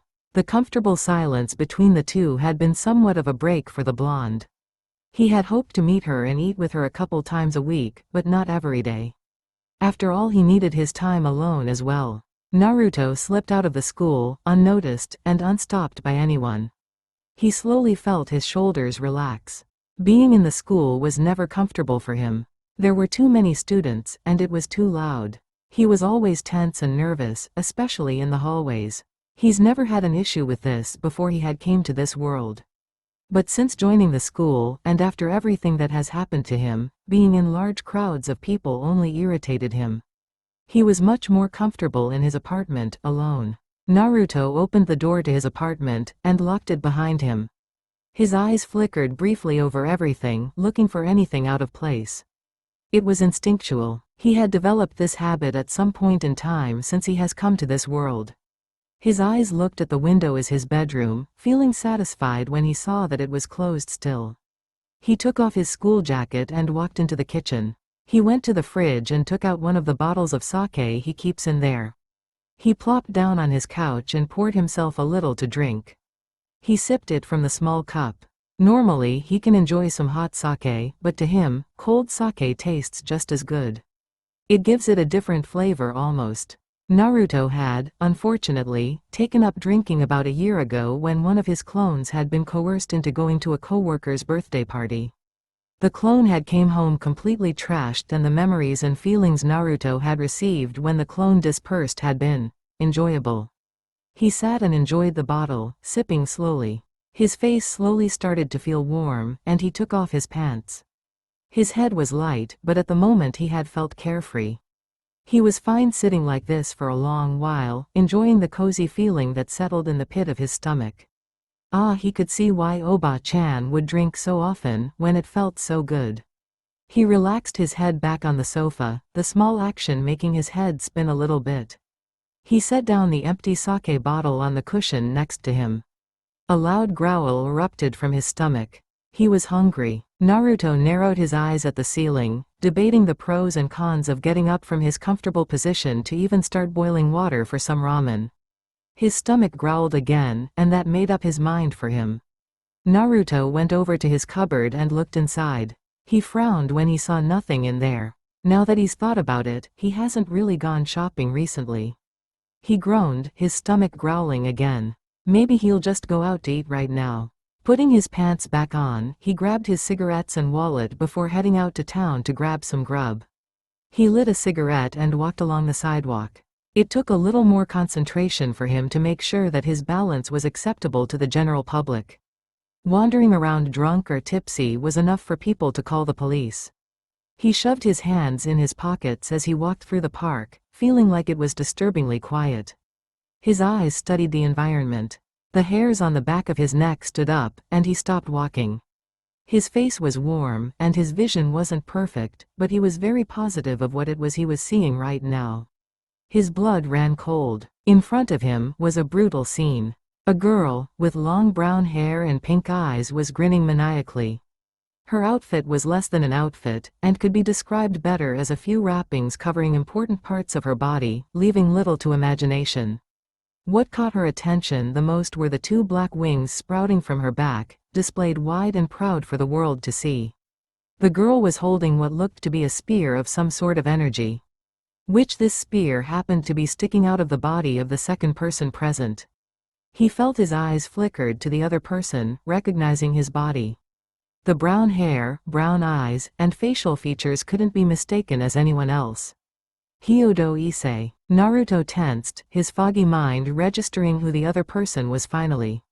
It was the girlfriend, Issei's girlfriend, that he had met this morning. But the difference between the two of them were apparent. This morning she was polite and charming. Now she was ruthless and somewhat psychotic. And apparently she was really into S&M. But this was taking it too far. Naruto took his hands out of his pockets, and glared at the winged creature in front of him. It's been a while since he's actually been in combat, but despite his rustiness and his somewhat tipsy mind, he should be able to take her. Maybe he could save the boy as well. He crouched low, and jumped forward. He prepared for a kick, directing it at the girl. He was moving fast, much quicker than he had anticipated. What he wasn't anticipating was the fact that suddenly the world was spinning. He almost threw up. He felt his body crash into the girl, knocking the wind out of him and effectively knocking the two of them over. Naruto groaned when they rolled to a stop, apart from each other. He could feel the world spinning and he tried to sit up, only to feel his body fall over again. He heard a feminine grunt of pain next to him and he looked over at the girl. She started to get to her knees, shaking the cobwebs out of her head. Naruto blankly stared. Oh shit, now he actually has to deal with the girl. He was kind of hoping to just knock her out with his kick. Oops. She turned towards him and glared. What the hell? You Uzumaki, senpai? Naruto looked up at the boy with a giant hole in his stomach. His blue eyes narrowed when he realized how much blood the brunette has lost already. He'd have to hurry if he was going to save him. Naruto crawled to his feet, carefully making sure he doesn't lose his balance. The girl got to her feet as well, putting a hand on her hip while she stared at him, eyes burning with annoyance. Uzumaki? Oh, you're the blonde that I met this morning. Naruto ignored her and started studying the surroundings. Issei's eyes were wide as he stared at Naruto. They were currently in the park. It was somewhat big, plenty of forest. They were near a fountain, with park benches and lampposts on either side of pavement. His eyes flickered over to the girl again, noticing that she was getting ready to attack.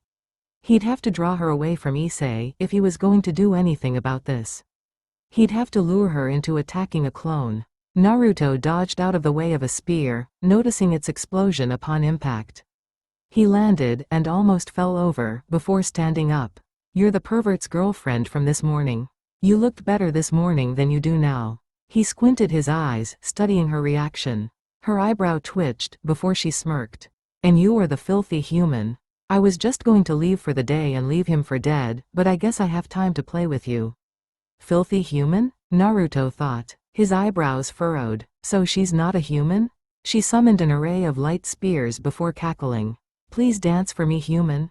Naruto cursed slightly as he dodged out of the way of several spears flying towards him. He ducked behind a tree before summoning a clone and hid himself. The clone proceeded out of the cover to draw her into the forest, and away from them. Is that all you have in you? Birdface. She blanched. Birdface. She growled angrily at him. You should learn respect when talking to a fallen angel. The clone blew a raspberry at the girl before dodging another spear. He took off into the forest, the fallen angel hot on his heels. Naruto's sweat dropped at the obvious provoke from his clone. Naruto watched the two for a moment, before he was sure they were far enough away, and distracted enough.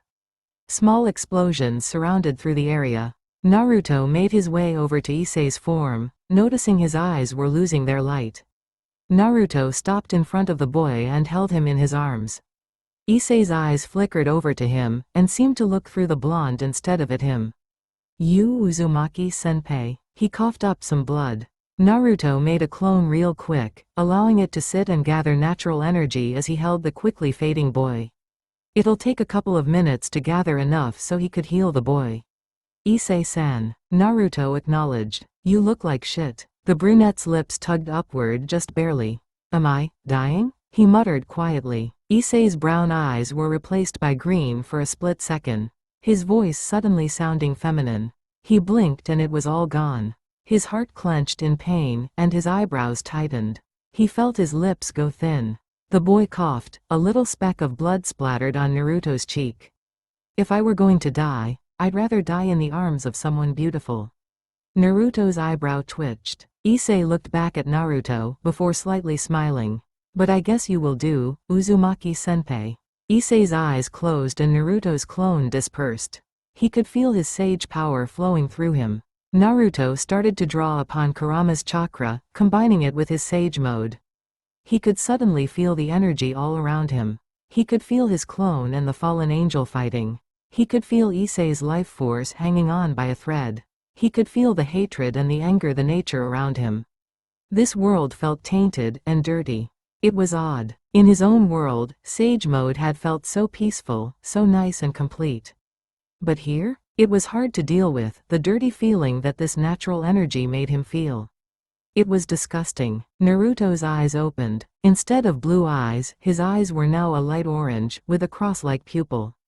He studied the wound, before putting his hand over Issei's stomach. He poured some of his chakra into the brunette, using his energy to heal the wound in his stomach. Naruto felt, more than watched, the hole in his gut close up. Naruto won't be able to heal him to 100%, but he'll be able to at least save the boy's life. He suddenly felt a strange source of energy appear on the ground, his attention diverted to it. Red runic seals appeared on the ground, generating a decent amount of energy along with it. He kept healing Issei, but tensed up, prepared to fight if needed. Crimson hair and a killer body appeared before him. Naruto's eyes narrowed suspiciously. This energy that he had felt from the girl this whole time, was she a fallen angel as well? The two energies were very similar, but there was a difference. Rias Gremory appeared from her transportation circle. She was expecting to see a bloody and probably dead Hyodo Issei on the ground. She was not expecting to see a blonde-haired, whiskered teenager who usually has blue eyes, but currently has orange eyes with a cross-like pupil. She was expecting a dead Issei, not the blonde-haired boy healing the brunette. Nor was she expecting the fallen angel Rainier to be fighting a copy of the blonde-haired teen. Rias openly gaped at the scene, not sure what to do in the situation. She had responded to Issei's desire to see a beautiful woman as he died. It all went according to plan. Her familiar had given Issei the flyer earlier today. What a surprise it was to see the blonde that had plagued her thoughts for a majority of the day. She closed her mouth and tensed. She studied him for a second. The blonde's eyes were lidded, but suspicious. For a good reason, she supposed. He was still in his school clothes, despite being hours after it had ended. The blonde's hands were bloody, but he seemed unaffected. For a normal human civilian, that wouldn't have been something normal. Alarms started to ring in her own brain. He stopped healing Issei. The two stared each other down. neither knowing exactly what to say. Rias looked somewhat hostile to him right now. After another explosion in the background, Naruto gently laid Issei's head down. He stood up to his full height, glaring at Rias. He jerked his head behind him. Are you a fallen angel as well? The redhead froze. This feeling, this sudden need to be submissive. She always wondered what Aano was talking about this morning when she had felt his intimidating aura. His orange eyes faded black into his blue-gray. She shivered, feeling very small under his gaze. She tried to keep some of her dignity, tilting her head up in a challenging manner. Naruto-san, what are you doing here? You didn't answer me. He didn't relent, nor did he allow her change the subject. His posture changed. It was very slight, but it hit her like a truck. She tensed and prepared to back away. Naruto had shifted his shoulders just a little bit, but lowered his center of gravity a hair. His hands twitched towards each. Naruto narrowed his eyes. Are you a fallen angel like her? Rias swallowed the lump in her throat. No, I'm not. Then what are you? Your energy clearly doesn't feel human. Rias flexed her wings, showing them to Naruto. No, I'm not a human. I am a devil. A devil? Naruto questioned. He put his hands up to his head and gave himself finger horns. Like red devils with pitchforks? Is that why your hair is red? She almost laughed. Almost. No, not like that. We are different. Fallen angels and devils are innately mortal enemies. Naruto's eyes dropped down to Issei, who was steadily sleeping now. He looked at the busty girl in front of him. Did you have something to do with this? No, she lied through her teeth. Although it wasn't technically a lie. She didn't have anything to do with the current situation. She could have stopped it, but she wouldn't have anything to gain if she had. Naruto nodded, thinking about the situation slowly. He didn't take his eyes off the redhead, noticing how tense she was. Naruto had zero intention of attacking her, but the girl was jumpy enough right now that it was possible she would attack him. Of course he wouldn't hurt her though. I see, he muttered, relaxing his posture somewhat. What are you doing here? I could say the same for you. Rias stated, crossing her arms. His lip twitched. She's got spunk, he could give her that much. He waved his arm behind him. I was going to go get dinner. No food at home. Oh. It was awkward. They were trying to be polite with each other, but neither wanted to really talk about it because of the questions that would arise. Rias was definitely not a human to Naruto, which sparked his curiosity. To Rias, Naruto was somewhat of an unknown. Clearly the boy had power. How much power he had was kept her tense. He at least had enough power to instinctually make her tense. Not to mention that he had saved Issei by healing him. Naruto perked up mentally when he received his clone's memories. He had successfully beaten the fallen angel into a retreat. Her curses at him almost amused him. His clones could be very annoying when they wanted to be. Looks like he has no reason to stick around any longer. Time to go. Naruto sighed, scratching the back of his head. Look, I don't want to beat around the bush anymore. Clearly you were going to do something here. I don't know what it is, but I don't care anymore. The guy is all right now, I healed him. Naruto shoved his hands in his pockets before starting to walk away. His clone can deal with the fallen angel. He almost tripped though when his foot didn't go exactly where had wanted it to go. Guess he was still a little tipsy. Rias started, catching his attention. He stopped walking, swaying a tiny bit. Are you drunk? Naruto stared. He sniffed and looked away from her, face blank. No, so you are drunk. He felt his eye twitch. Glaring at her, he crossed his arms. I just said no. Do you not listen? Rias gave him a disapproving look. You're a terrible liar. Touché. Rias stepped forward. Naruto watched her as she approached Issei. Despite what he had said, he was curious what it was that she wanted to do. Naruto stared silently, noticing how long her hair actually was. It was incredible. He wondered how long it would take her each day to dry it. Rias looked up at him again, nervously. She wasn't expecting him to stand there and just watch her. She put her hand on Issei's chest, feeling his steady breathing up and down. She resisted the urge to sigh. All of this planning so that she could reincarnate Issei into her peerage. What's the matter? Naruto asked, seeing her pause. Rias looked over at the pale blonde. Tonight I was going to reincarnate Hyodo Issei so he can become a member of my peerage. A fellow devil. But you had saved his life, so now I am unable to do so. Naruto frowned. Peerage? My servants. Rias stated casually, flipping her hair behind her shoulder easily. Naruto bristled. He felt like he got hit in the face with ice-cold water. He struggled to breathe, his blood suddenly felt white-hot, searing his veins. He clenched his teeth and balled his hands into fists. His eyes flickered down to the unconscious brunette. Long brown hair replaced the resting Issei's short brown hair. There was a mark on his forehead now. It was green, with an X in the center of it, 2 lines on either side of it. Hyodo Issei was now gone, and in his place was a familiar face. One Naruto hasn't seen for a long time. Blood poured out of the brunette's mouth and his eyes fluttered open. Now they were pale lavender, pupilless, instead of the brown that they once were. Naruto crouched above the Hyuga, eyes wide and sweat gathering on his face. Neji smiled at him. You hold more than one life, in your hands, Naruto. Neji coughed up blood. Naruto's eyes were wide and he felt his shaking hand grip the side of Neji's head, cradling it gently. And it seems that my life too, may have been, one of them. Naruto felt tears prick his eyes. He could feel his mouth move, and he felt the question reverberate deep within his soul. Why would you go so far for me? To even give up your life? Because, you called me a genius. Neji smiled as one of his eyes closed, the light in the other eye was fading fast. It was a happy smile. Naruto choked back a sob, watching the seal on his forehead disappear slowly. The dying shinobi took one last shuddered breath and closed his eyes for good. The last bit of the seal disappearing along with his life. Naruto-san. Naruto blinked once, feeling a tear fall from his eye, and Neji's face was replaced with Issei's once again. He was breathing quickly, and his eyes were wide. He flickered his eyes around wildly. He could have sworn that he was just in the battlefield again. Naruto-san, you're hurting me. Naruto looked at the other person beside him and finally noticed that he had a very strong grip on her wrist. She was gritting her teeth in pain, and looked surprised. Naruto loosened up his grip, but didn't let go. He needed her to promise. Hyodo-san won't become your servant.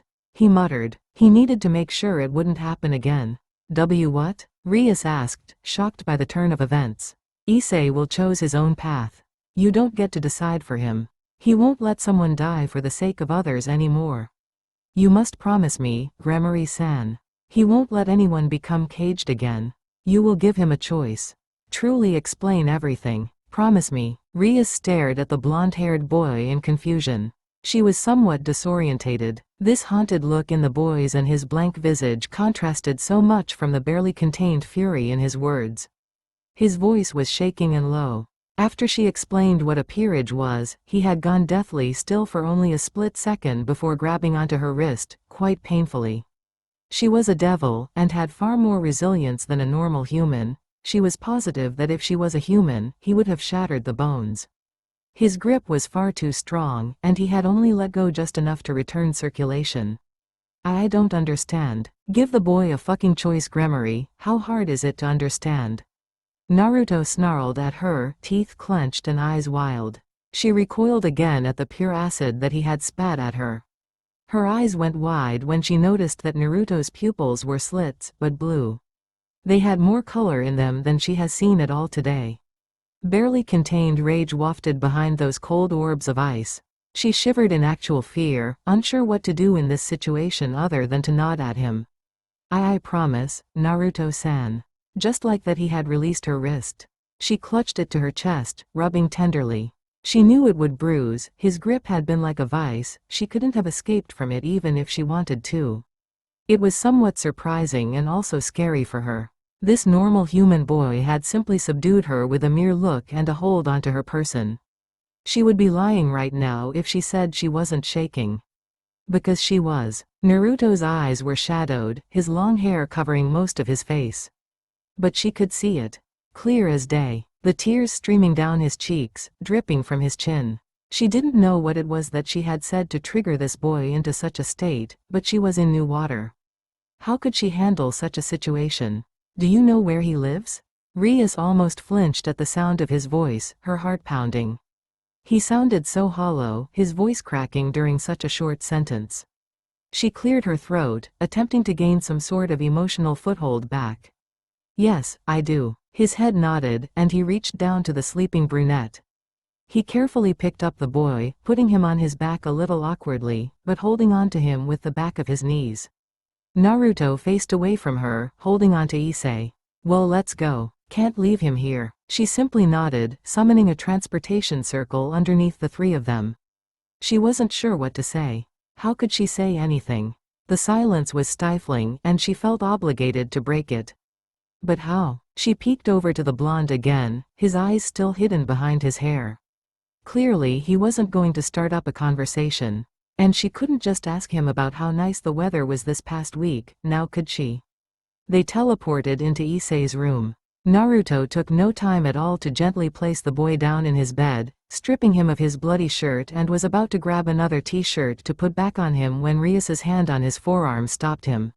He stared at the appendage blankly. No need, Naruto-san. I will heal him the rest of the way, and I will talk to him tomorrow morning. Naruto didn't look at her, he didn't want to show his face to her. He was embarrassed with the way he had acted, but there wasn't anything he could change about that now. Turning away from the redhead, he walked towards the window, opening it up so he could jump out. You're leaving? Naruto paused again. Of course he was leaving. He couldn't stay in such company a second more. He felt like he was drowning. The expectation of a response weighed heavily on his shoulders, and he felt so much older than he was. His fingers twitched, already craving a cigarette at the moment. This is why. He could never be normal again, he couldn't just blend in with the average person. He has seen too much to pretend like it was all okay. Naruto bit the inside of his cheek, the pain giving him a sense of grounding. It let him know that he was still alive. It allowed him to feel something other than numb. Will I see you at school tomorrow for our meeting? Rias had asked this genuinely. She would have to be dumb as a rock not to notice the amount of pain that was in Naruto. She'd have to be blind to ignore those tears that poured from his soul. She always had a soft spot for hopeless cases. Her best friend Aano had been like Naruto once upon a time, though it seemed like the blonde was much worse. She was a sucker for sob stories, it seemed. Her heart wrenched, knowing that someone as young as her could suffer so much. Naruto didn't move, she could tell that he planned on using the window as a means for him to escape. Despite the fear she had felt earlier from him, she soon had realized that it was much the same as dealing with a scared animal. They will growl and bite and fight, only because of the pain they've experienced. Naruto lifted his foot up and stepped on the windowsill. Rias held her breath, waiting for whatever it was Naruto would do. She hoped he would at least respond to her, she hoped that he would look at her. Goodbye, Gremory-san. With those final words, Naruto jumped out of the window and dashed away. He landed in a crouch on the street corner, pulling out a cigarette and taking a deep drag. He walked his way home, his head down and a familiar burning between his fingers. He hanged quickly into an older male, put out his cigarette and walked into a store. He picked up a couple bottles of heavy liquor and picked up a few bentos to go. Quickly paying, he took his bag of groceries home. He rested his back against his door, staring down at a crack in the painting. He didn't move, he stared. He could feel it. The water and salt swirled behind his eyelid. He wouldn't let them fall. It was just too much effort today. He was drained. No energy. Not hungry anymore. He peeled himself off of the door he leaned on, heading to the counter, and dropped the bag off. He pulled out another bottle of sake and opened it up, taking a huge chug out of the bottle. The burning sensation warmed his core from the ice that it was. He took the bottle back to his bedroom, suckling the liquid as if he were a toddler needing milk to live. The mental release that alcohol gave him was comforting. It unwound his thoughts and brought him to a basic plane. He chugged the rest of the bottle, glaring at the wall with all his memories. He smirked at a picture, one he had drawn from when he was a genin. The picture taken for joining Team 7. Team Kakashi. Team Uchiha fucking Sasuke. Naruto laughed at the picture, spitting a little. What do you think of me now, huh Sasuke? He walked up to the picture, ripping it off the wall. Look at Teiro now. Look at me. Uzumaki fucking Naruto, Savin twirl. He glared at the picture. Bet you're laughin'. Wherever you are now, huh Teme? He laughed, humorlessly, suddenly feeling sick of the picture. His anger suddenly arose, and he grit his teeth in frustration. He crumpled the drawing up and threw it over his shoulder. He looked over at the other ones and glared at those. "What are you looking at?" He glared at them all, before grabbing a fistful of paper and crumpling them all and throwing them as hard as he could at the other side of the room. He started to shake at such an angry feeling burning in his chest. He hated these. Why did he have them? He grabbed some more and threw them. He roared as he grabbed his nightstand and hurled it at the side of the wall as well, breaking the dresser and leaving a huge hole in the wall. He started to pace around, somehow still able to balance himself enough to spin in circles. Or at least that's what he had thought before he found his face resting against the cool wooden floorboards of his apartment floor. He cursed loudly, feeling a sudden urge to put his fist in something, anything. He clenched his fist and hit the maple. He couldn't even feel it. His heartbeat was fast, he could feel it. His head was spinning. He wanted to tear something up. He punched the floor again this time. He growled when he still couldn't feel anything and yelled ferociously and went wild. He kept punching the same part over and over. He lost how many times he had hammered his fists into the floor. It wasn't until his fist went through the wood and into the cement underneath did he stop. He panted, feeling the sweat drip from his chin. Or was it tears? He didn't know. He didn't care. They were both salty. He looked up at the rest of the room, his chest clenching painfully.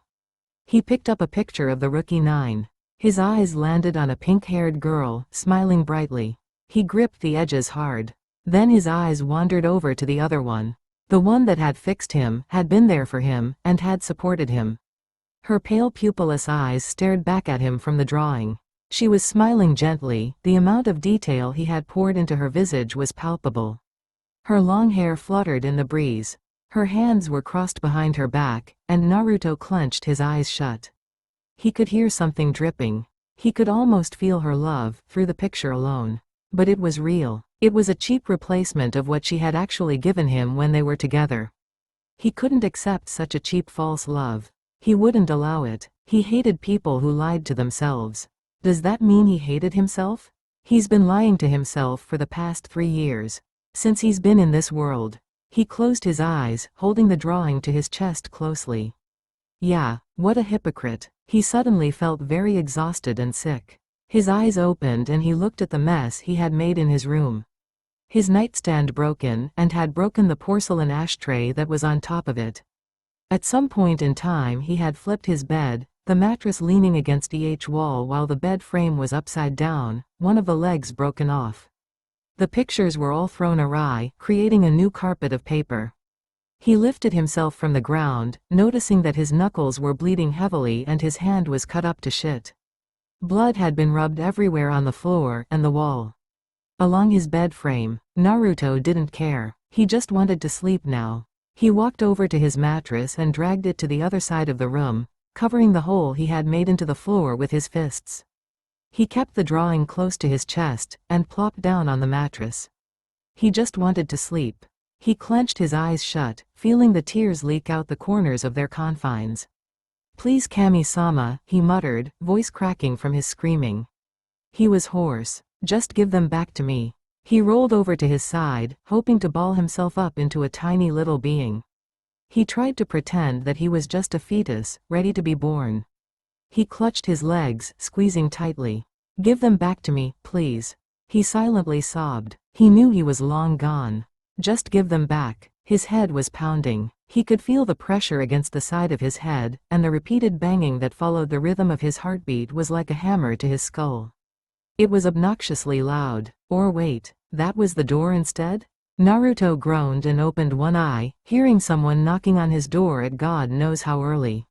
His bloodshot blue eyes drifted across the room and surveyed the damage he had done. It looked like a tornado has swept into his room at some point in time during the night and wreaked havoc. His eyes stared at hole he had made in his wall. What a pain. Now he's got to fix the wall so his landlord doesn't see it. His gaze landed on his clock that had miraculously been saved from destruction. The shining red numbers were an indication that the plug hadn't come undone from the outlet. Lucky him. It was 7:14 a.m. Maybe it wasn't as early as he had thought. It had felt like he had just closed his eyes 10 minutes ago.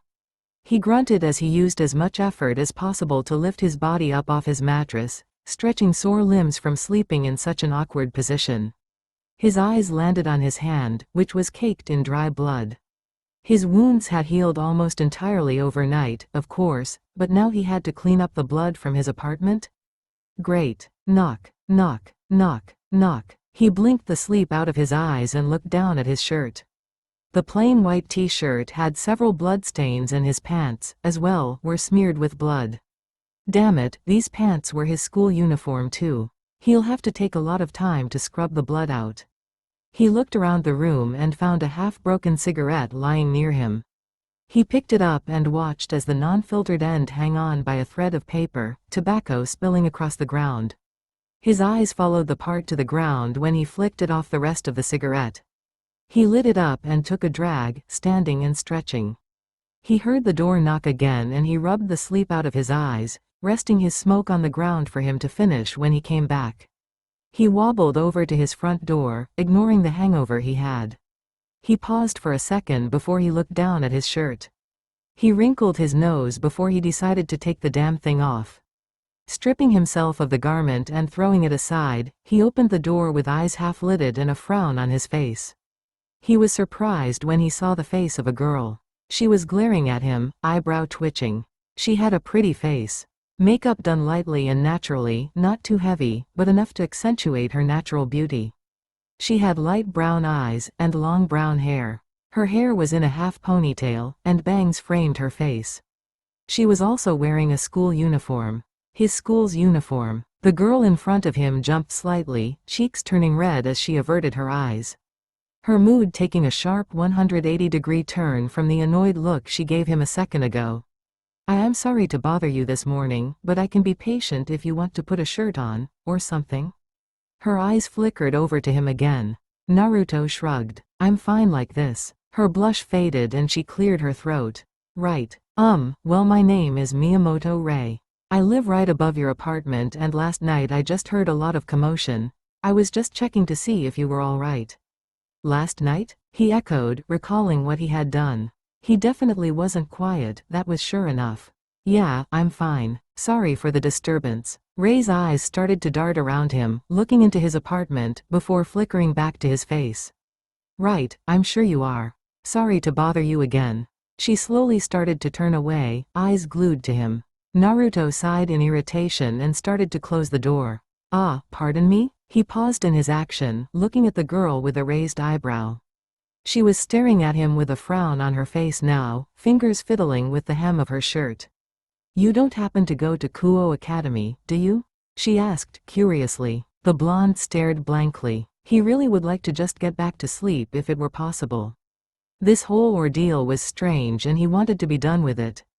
Yeah, I do. He grunted out. Ray's eyes flickered with some recognition. He almost regretted his answer. You don't happen to be Uzumaki Naruto then, right?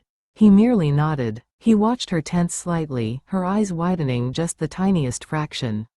Maybe to someone else her reaction might have been pretty neutral. But Naruto could tell that his answer had put her on edge.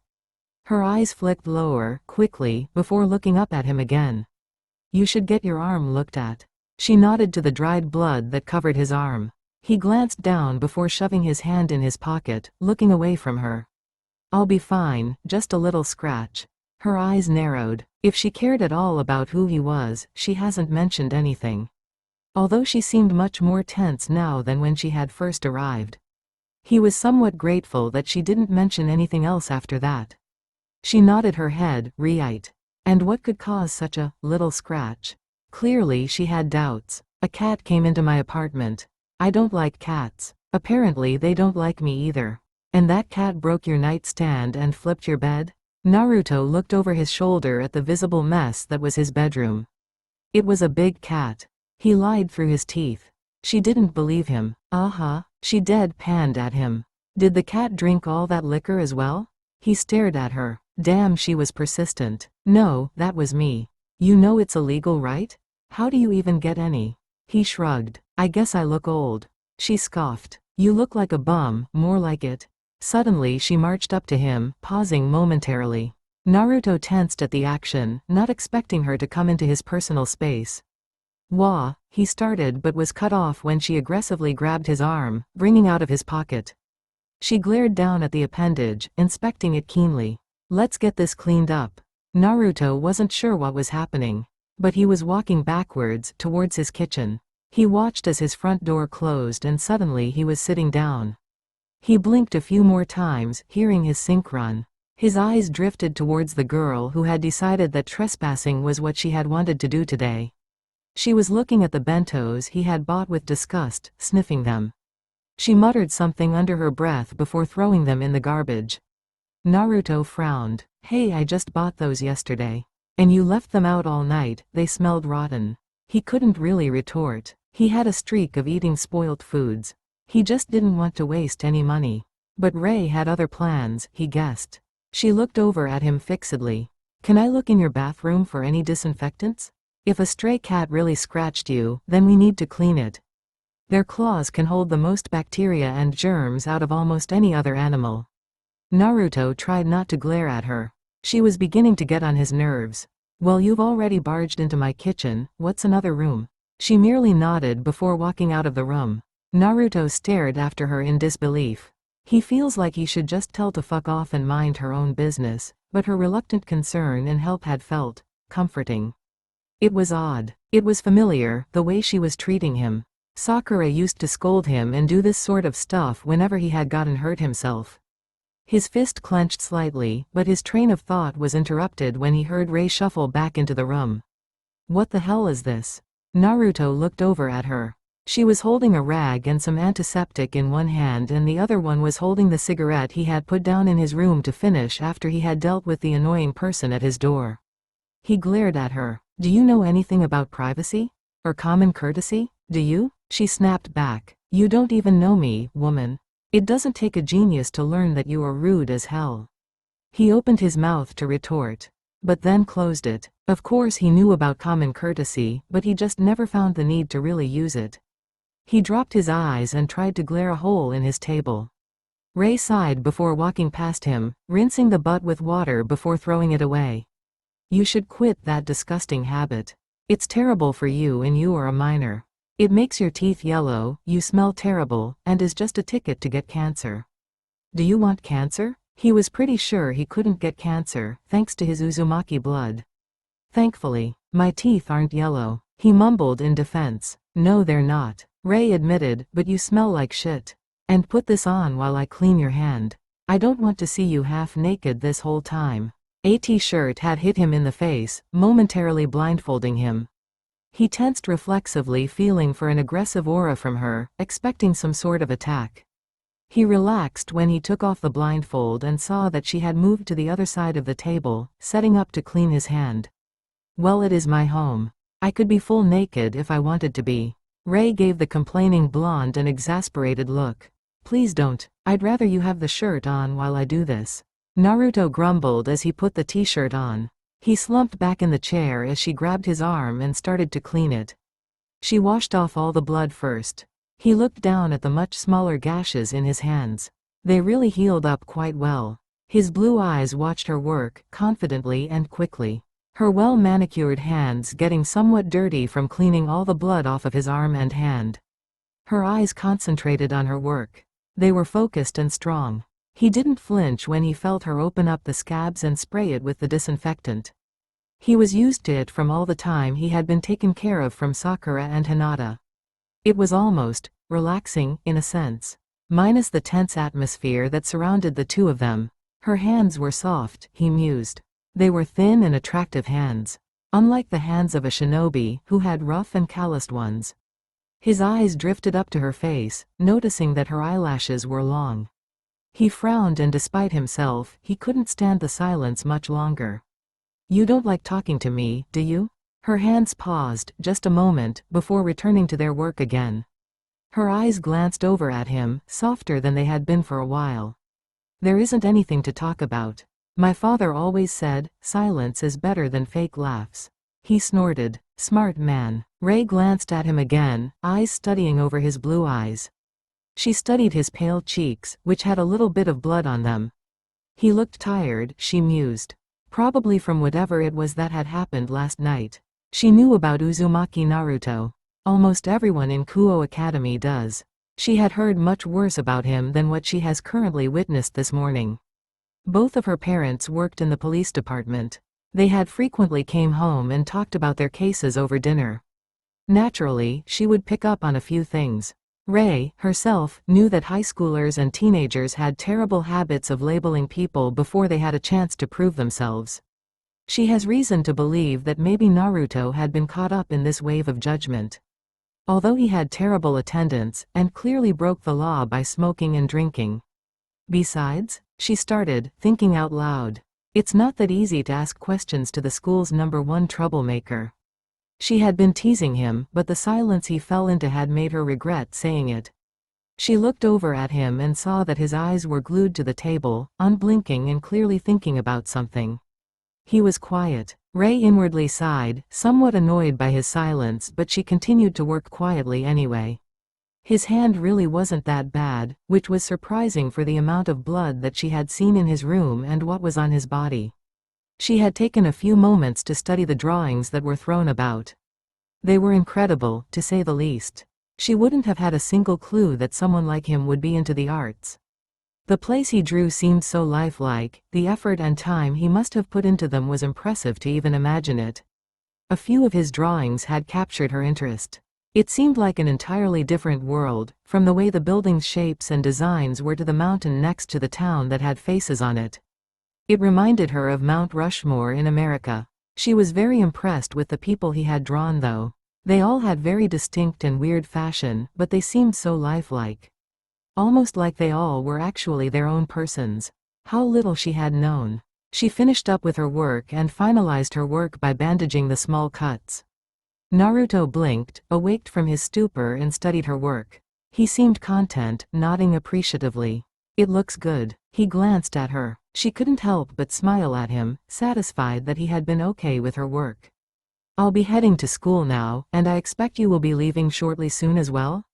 Naruto followed her to the door, opening it for her. Nah, I've got a terrible migraine, and someone's gotta clean up this mess. He gestured to his room. The brunette raised an eyebrow. The mess the cat made? He gave her a one-handed finger gun. Exactly. She sighed, straightening her blouse. You should really focus more on school, Uzumaki-san. It's important. I'll take that into consideration. Naruto mumbled. Ray turned to walk down the stairs, ready to head out for the day. She stopped when she had heard Naruto's voice from the doorway. She turned and looked over her shoulders, surprised to see him bashfully looking away from her.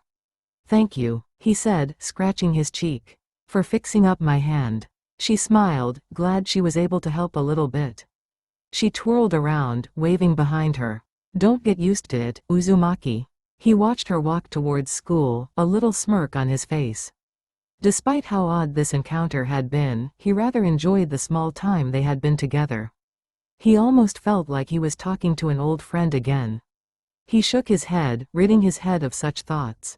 The small action reminded him of the hangover he presently had to deal with.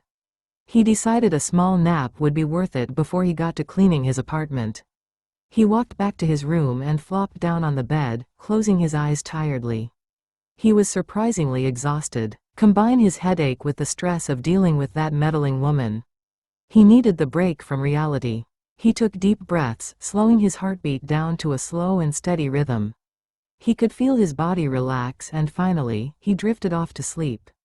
Naruto woke up feeling much better than he had in the morning, leaving his bed sometime in the afternoon. His hand was fully healed after the care he received that morning. He sighed after eating a cup of ramen and inspecting his apartment. He really had done a number on it. Damn cats. He picked up the papers that he had crinkled and thrown, carefully unwrapping them. He tried his best to flatten them and get rid of the wrinkles and tears. His eyes were bleak, memories dancing in his mind from the various images. Tenderly, he placed them back on the wall, giving an approving nod when he finished that.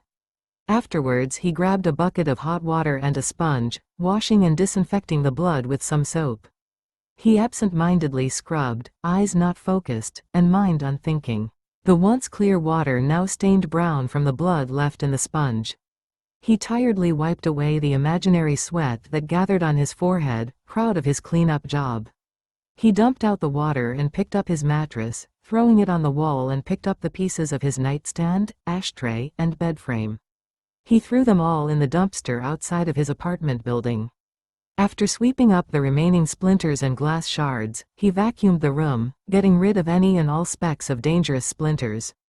Clapping his hands together to get rid of the dirt, we wiped them off on his pant legs, which still happened to be his uniform pants. He sniffed his armpits, trying to smell a foul odor. Besides his normal smell, he didn't detect any bad body odor and just shrugged. He stripped his school pants and put on gray sweatpants. He was just going for comfort at the moment more than looks. He threw on a black hooded sweatshirt and grabbed his wallet, intent on going out to grab some food and maybe another furniture set. He pulled the hood over his head, enjoying the cool evening air. The sun set over the trees, basking him in a twilight. He quietly hummed a tune as he walked towards the district section of town. He walked through the park again, hoping that tonight nothing weird would happen. He was wrong. Naruto saw Issei ahead of him, staring intently at the fountain that he had been killed next to only 24 hours ago. Apparently Issei hadn't felt his presence yet. The blonde felt an aura, one that felt familiar to the girl's aura last night, suddenly appear in one of the nearby park pathways. Naruto wasn't sure if he should be impressed that the brunette could draw more trouble than himself or if he should be worried. Well, this is unfortunate. Issei turned around, staring in surprise as a stranger appeared from the ground. Naruto eyed his physique. He was tall, maybe around 6 foot. He had wide shoulders and a face that appeared to be in his 30s. His black hair was covered up by a fedora hat, and he was wearing a long tan trench coat. He was a suspicious character. Here I am, running into someone like you in this provincial town. Naruto frowned, studying the man's every move. Does he not see me? The man chuckled and looked up at the brunette, who for an unknown reason was sweating. Issei could feel, deep inside of him, a need to put distance between himself and the man. It was odd. He's never hated someone who he didn't know, but this guy just instinctively put him on edge. I wonder if it has anything to do with becoming a devil like Rias senpai had said. Issei thought. He clenched his fist and jumped back as far as he could to put some space between himself and the unknown man. He could feel himself sail through the air, landing gracefully and much too far away than he thought possible. Issei's eyes widened. I just meant to back up a little bit. It must be my new devil powers. Shrinking away, huh? The man said, folding his arms across his chest. Issei glared at the man, sweat dripping down his cheek. He couldn't relax around him. He didn't know what could happen to him. Who are you? The man chuckled again, lowering his arms at his sides. 2 pairs of black wings, like Yuma's, sprouted from his back and spread wide. Your master and friends are nowhere around. Nor are you showing signs of disappearing, nor are there any magic circles around. Issei clenched his hands and crouched down, preparing himself to fight or run away when the opportunity arises. The man's purple eyes surveyed the surrounding area, looking for something. It seems to me that you are a stray, the man finally said, holding out his hand. A blue spear manifested in his hand, pointing directly at Issei. Credit to the brunette, he saw the weapon and took haste in running the opposite direction. Then I see no problem in killing you, devil. He's a fallen angel, Issei thought, looking for a way out of this situation. I have to get away. Issei heard the flap of wings behind him and then peeked over his shoulder. The fallen angel was flying, winding his arm back to throw the spear. He wanted to dodge, to move, to run faster, anything to get him out of the path of that weapon. Unfortunately, his eyes remained glued to the weapon, remembering a similar situation from yesterday. He remembered pain and the cold, dying feeling. He had momentarily forgotten all about the immediate danger he was in. Suddenly he felt himself get hit by something like a truck. He's never been hit by a vehicle before, but he imagined that's how it would feel like. He felt his neck whiplash and something crashed into his body, pushing him off to the side. He skidded along the ground, shouting in pain as his head and various limbs smacked and rolled into the ground. Issei finally stopped rolling, but slid across the ground, scraping his exposed arms. Issei finally stopped sliding, and he sat up holding his head. He winced in pain from the scrapes and various wounds. He heard in concrete exploding on the ground and wearily he looked up. He blinked away the dizziness and focused on the figure standing exactly where he was just running a second ago. Oops, I hadn't meant to push you that hard. Sorry. Issei's eyes widened when he recognized the person who happened to have saved him from being a kebab.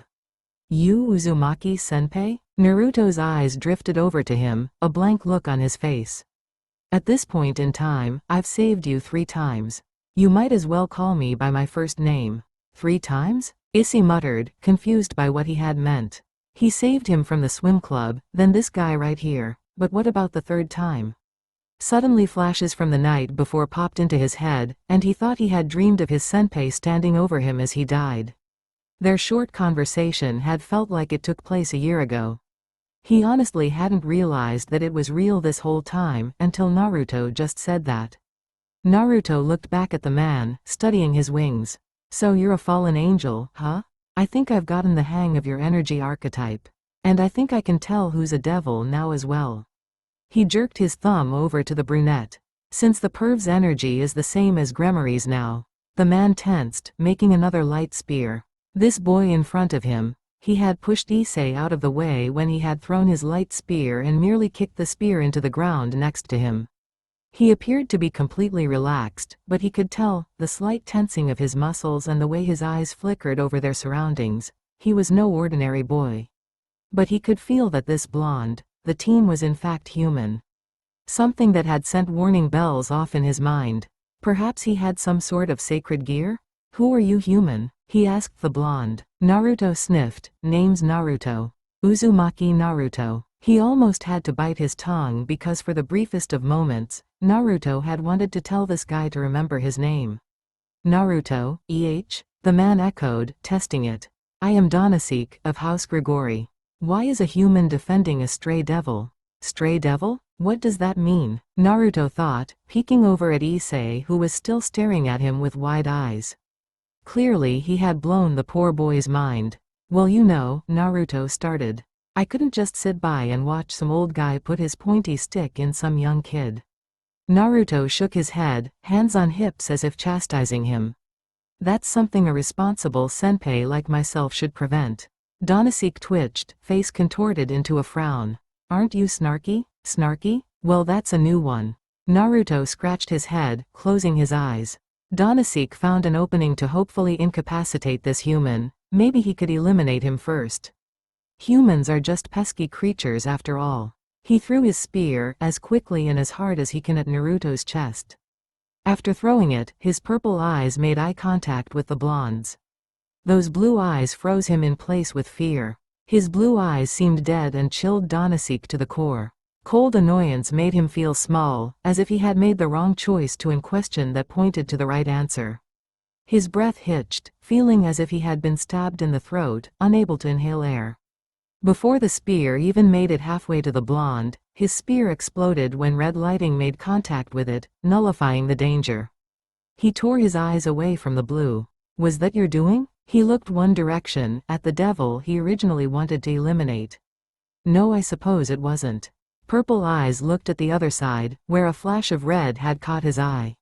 A magic circle deteriorated as 3 young women suddenly appeared. Donasek instantly knew that they were devils. He frowned as he realized that his situation may have turned grave. He'll have to look for a way out of the situation alive.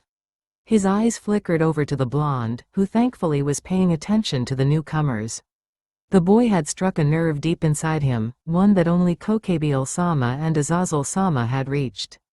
For the instant his eyes met Naruto's, he was frozen up in fear. He had wanted to fly as fast and as far away as he possibly could. It unnerved him. Please keep your hands off of them. A smooth feminine voice interrupted his thoughts and his attention was drawn to the females who had arrived.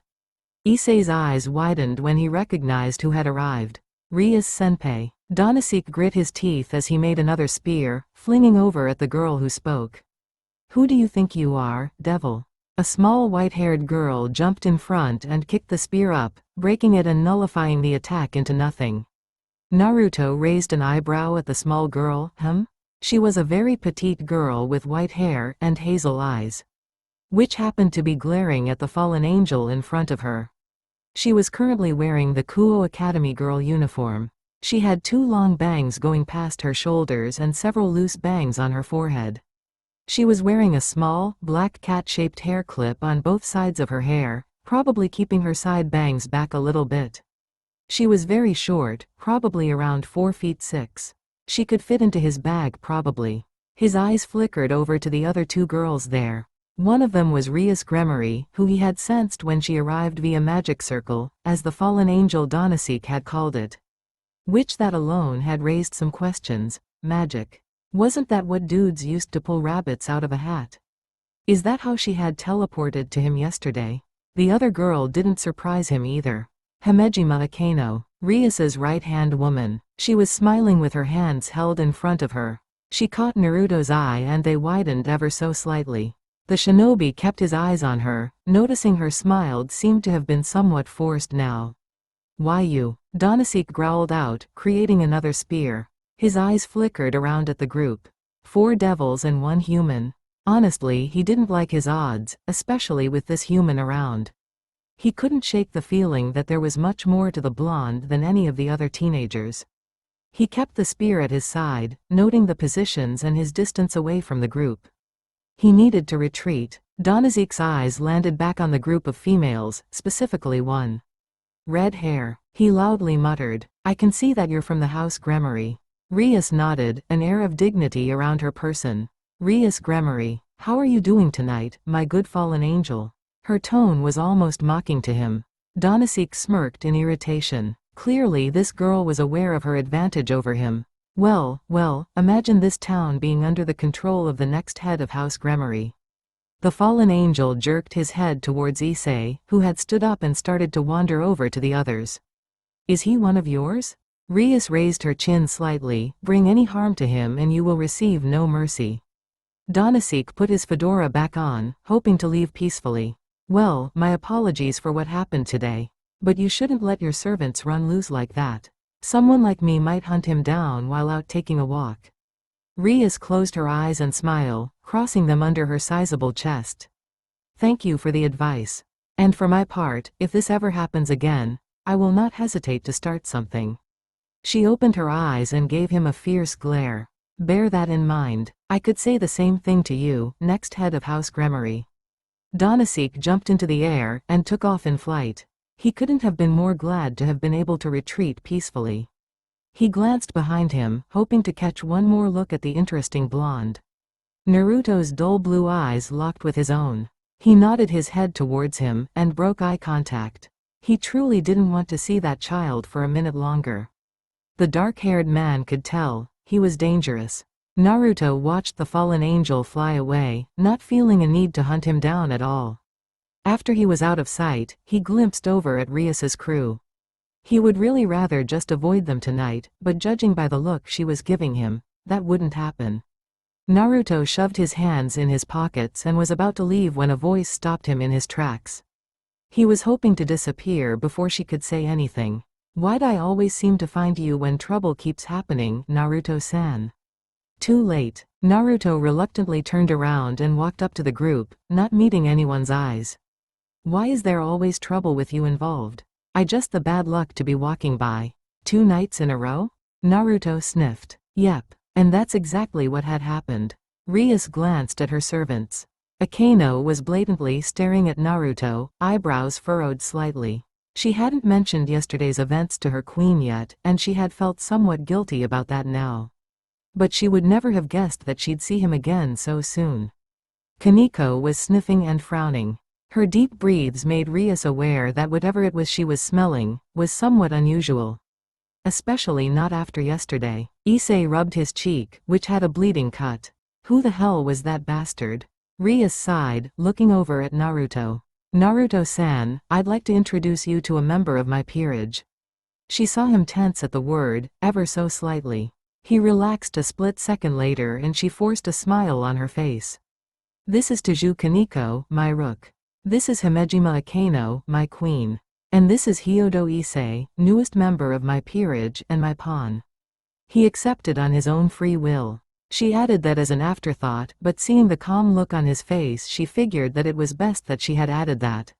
Why are you saying things like rook, queen, and pawn?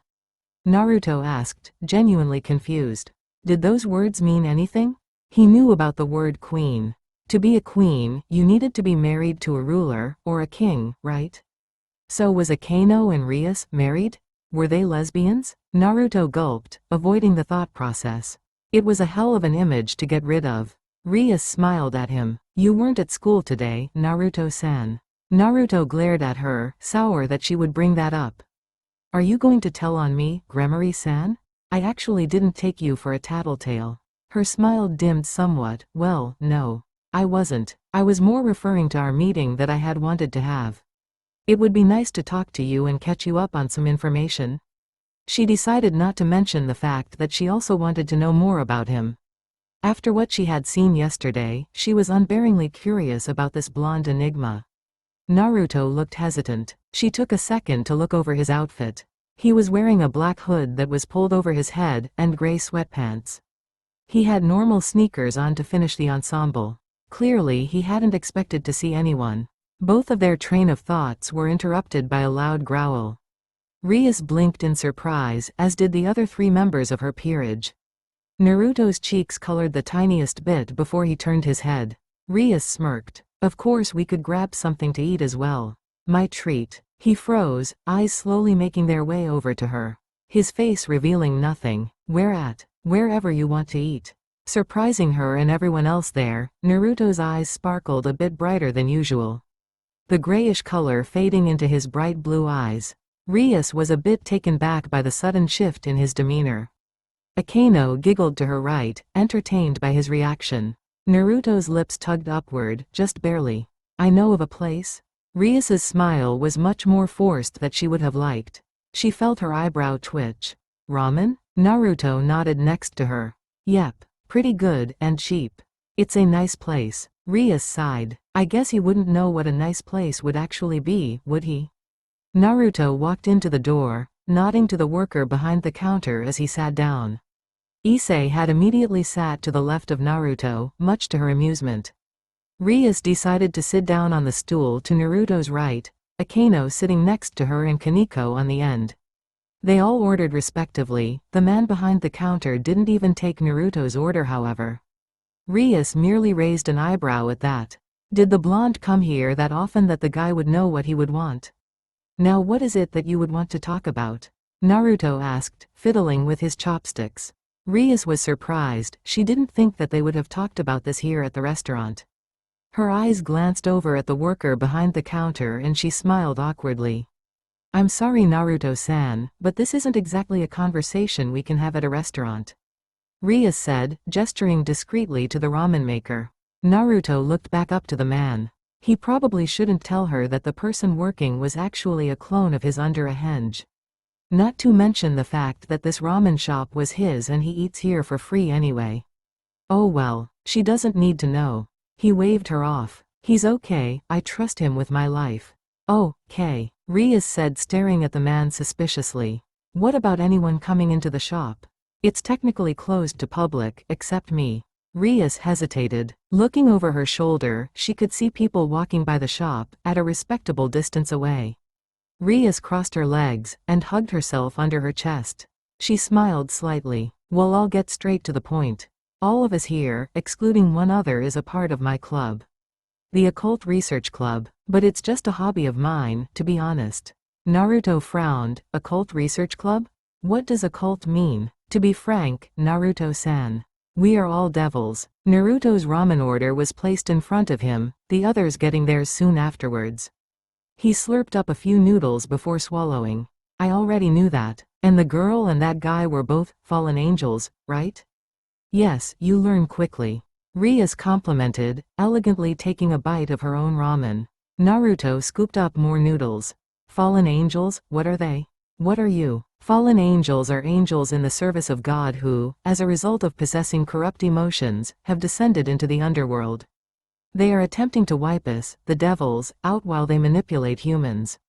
Their counterparts are angels who have not possessed corrupt emotions, that want to wipe out both the fallen angels and us, the devils.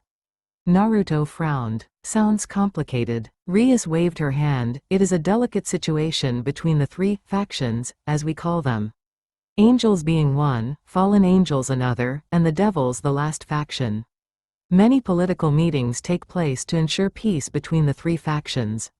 I doubt there has been peace forever. Naruto stated, if this world is anything like his, there had to have been countless wars. You can't have power without those who wish to use it, after all. You're right, there hasn't been peace forever. In the distant past, there was a war between the three factions, and it almost wiped out the devils. We have very few purebred devils. To gather more devils, we can resurrect humans into what we call peerages. They start as low-class devils, and can work their way up to high-class or ultimate-class devils and can have peerages of their own. The redhead explained. So you're telling me? Naruto paused his sentence to scratch his chin, thinking. That your devil society uses slavery on a regular practice? And only nobles get a peerage? Why do you have one then? What makes you special? Rias hummed in approval. I am born in one of the original 72 noble houses, which we call pillars. 39 of them have gone extinct since our last war. If you belong to one of the pillars, then you are born a high-class devil. Of course, Naruto muttered, somewhat bitterly. Bunch of aristocrats that are born thinking the world owes them something.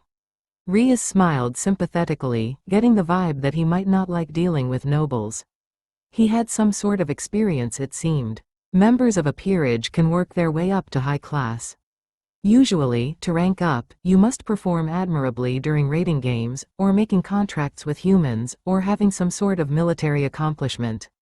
What do you mean, making a contract with humans? Naruto asked. We hand flyers out to people, and if they feel like making a wish, we will come and grant them.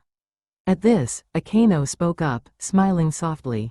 Issei groaned next to Naruto, they gave me the whole talk today. I really wish I knew about this before I became a devil, then I could have wished to do all kinds of things. Issei blushed and drooled slightly, staring off into space. Naruto gave him an unamused look. Keep it in your pants, perv. Grown-ups are talking. Hey. Issei snapped out of it, and held up a fist at Naruto, who almost smirked. Era, you two get along quite handsomely. The ravenette giggled into her hand. Naruto returned to his noodles. Better than a lot of people I talk to, I guess. Issei huffed next to him. I don't see why everyone hates you, Naruto-senpai. Naruto shrugged, thoughts quickly flashing to his childhood. Humans like to take their anger and sadness out on something, Irashi. Might as well be me. Issei choked on his noodles. After coughing slightly, he turned to Naruto, heated and red-faced. Whether it was from the coughing or just being upset, Naruto didn't know. Irashi, what the hell? Naruto took a bunch of noodles in his mouth, ignoring the shaking fist. That's what you are, and CCHI, just makes it sound better. Naruto smirked at the fuming boy, who merely pouted and returned to his own ramen. This scene somewhat reminded him of someone else. Naruto's eyes softened and he looked back over to the brunette. A giant sat there instead, whose white hair went to the floor. He turned to Naruto and grinned, the red lines on his face shaping with his cheeks. Naruto smiled sadly, eyes shimmering. He looked back at his bowl, holding up some noodles to eat. Arrow Gigi, more like Baka Gigi. He muttered to himself. He could feel the eyes of the others wander over to him. He cleared his throat, hoping to change the subject before they commented on it. So where do the humans fall into all of this? Rias was silent for a second before raising an eyebrow. Where do they fall? To be honest, they aren't one of the factions. Naruto paused. Why not? They simply aren't strong enough. Aano stated, dabbing her mouth gently with her napkin. Humans don't generally pose as magic, so they physically can't keep up in battle with the three factions. There are times when humans are taught to use magic and are called magicians. Or they can have something called sacred gear. I've heard that before. Naruto started. Magic. What exactly are you talking about when you say magic? Magic is what we use to create spells, or make us stronger, faster, improve our senses. It's our life force, in a way. Rias explained. Ah, so I guess their magic could be called my chakra. Naruto nodded, I see. And these, sacred gear. What are those? Rias flipped her hair over her shoulder. Naruto looked at his clone and nodded for a second bowl. Sacred gear are artifacts that God has created to give to humans. Sacred gears can come in all shapes and forms, and has the power to do almost anything. Issei has a sacred gear called twice critical, or boosted gear. It doubles the user's power every 10 seconds. There are others out there as well. Some sacred gear users can control time and space, others might be able to control fire to a perfect extent. It all depends on the sacred gear. Rias finished explaining. Naruto finished his bowl of ramen and waited for the second bowl to come out. Last question. Why are you telling me all of this? Rias and the others looked surprised that he had asked that question. She bit the inside of her cheek gently, trying to think of the best way to describe her curiosity for him. The best way to describe it, we can sense that you are strong. Rias started, not to mention that I saw you heal Issei to save his life. And Aano has had a feeling that there is more to you that meets the eye.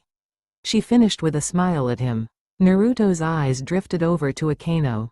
She was smiling at him, her eyes closed. He had no idea what he had done to warrant her attention but it wasn't something that he had been expecting. She was out of his league in every possible way, and he really did his best to hide his presence. What about him could possibly gain her attention? Naruto nodded before returning to his fresh bowl of ramen that was placed in front of him. He wasn't sure how to respond to that. He wasn't sure if he wanted to respond to it. So instead, he'll slurp. I never realized that you could have eaten that much ramen, Rias said, holding her head in disbelief. Where had all that food gone? It was like a black hole for Satan's sake. Naruto just shrugged. He knew it was kind of cheap. After all, he gets his food free, but he hadn't told Rias that, so she had paid quite a lot for him to eat there. He shoved his hands in his pockets and looked up at the night sky. The moon was crescent-shaped and pretty. He often looked up at the moon back at his own home. Back when he fought in a war to defend the world from the moon itself. He closed his eyes as resignation. Basking in the night air, he couldn't find any reason to move his feet at all towards his home. Well, Naruto-san, I hope today's lesson was very informative. Well, there was one reason at least. He looked over at the redhead. Her locks gently swaying in the breeze. If he were a lesser man, he might have acknowledged the beauty she possessed at that moment. The way the shop light tenderly caressed her face, bathing her in sharp contrasts that brought out the brightest and the darkest of her hair color. It was a fascinating transition. Her teal eyes sparkled in the night, and her smile accompanying it only accentuated the natural curves of her cheeks. Naruto stared for a second longer than he should have. He blinked out of his trance and looked away, towards the road he'd used to walk home. He grunted out. He sighed and stretched his back, arms over his head.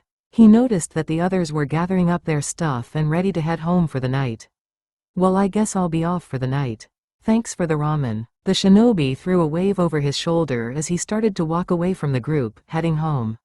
He heard a couple say goodbye to him and he tucked his hands into his pockets, lifting the hood over his head again. It was a few steps away when he noticed a second pair of feet next to his own. Curiously, he looked to the side and checked out his company. Aano was smiling, eyes closed with her hands held behind her back. Unknowingly, or knowingly, it caused her bust to look even a tad more perky. He stopped walking, looking at her and then looking at the group that was currently walking away from the two of them. He looked back at Aano, who was smiling politely at him, her magenta eyes sparkling with mischief. What do you think you're doing? He muttered, questioningly. Aano tilted her head cutely. Whatever do you mean, Naruto-san? Why are you walking with me, and not your king? Aano hummed, a dainty finger tapping her lips in thought. She was being far too innocent to be sincere, but nonetheless, he found himself amused. I wanted to walk you home, since I live in this direction after all. She was batting her eyelashes at him, a playful smirk tugging at her lips, and he could only reciprocate. He sighed and looked away from her forward toward the direction of the park. Well, let's hope there aren't any more fights happening in the park this time. Aano giggled and mock saluted him. Aye, Captain. I can't believe him. Rias groaned, hanging her head slightly. I can't believe he ate that much ramen. Kaneko peered over at her master, face blank but mind wondering. You seem to trust him a lot, bucko. Issei had walked off his own way earlier, stating his own home was close. Rias had felt like taking a little walk with her rook before she retired for the evening. I wouldn't necessarily say that I trust him, Rias voiced, a touch of worry seeping into her words. But he's a wild card at this point. He had basically brought back Issy from the dead. He is strong, I can feel it. I'd rather him learn about our world from us, instead of someone more unpleasant. Kaneko didn't say anything as they continued to walk. She would have left already, but she knew her king had wanted to speak with her about the boy. Her evaluation of the newcomer had been vague, and several pieces were still missing. Are you thinking about adding him to your peerage? Kaneko asked, curious. Rias' lips tightened. I would be lying if I said that the thought hasn't crossed my mind. Kaneko could sense it, but Rias laughed humorlessly. Seems her rook knew her better than she had thought. But I'm not sure if I could even turn him. You aren't sure? Rias stopped walking, looking at the white-haired loli intensely. Have you ever met someone and felt small? Kaneko gave her a blank stare. Not physically, but emotionally. Rias frowned, correcting her words. I consider myself strong, Kaneko. I consider my peerage to be strong as well. I am proud of all of you, but when I was in his presence yesterday, I had felt weak. Insignificant, meager. It was demeaning and embarrassing.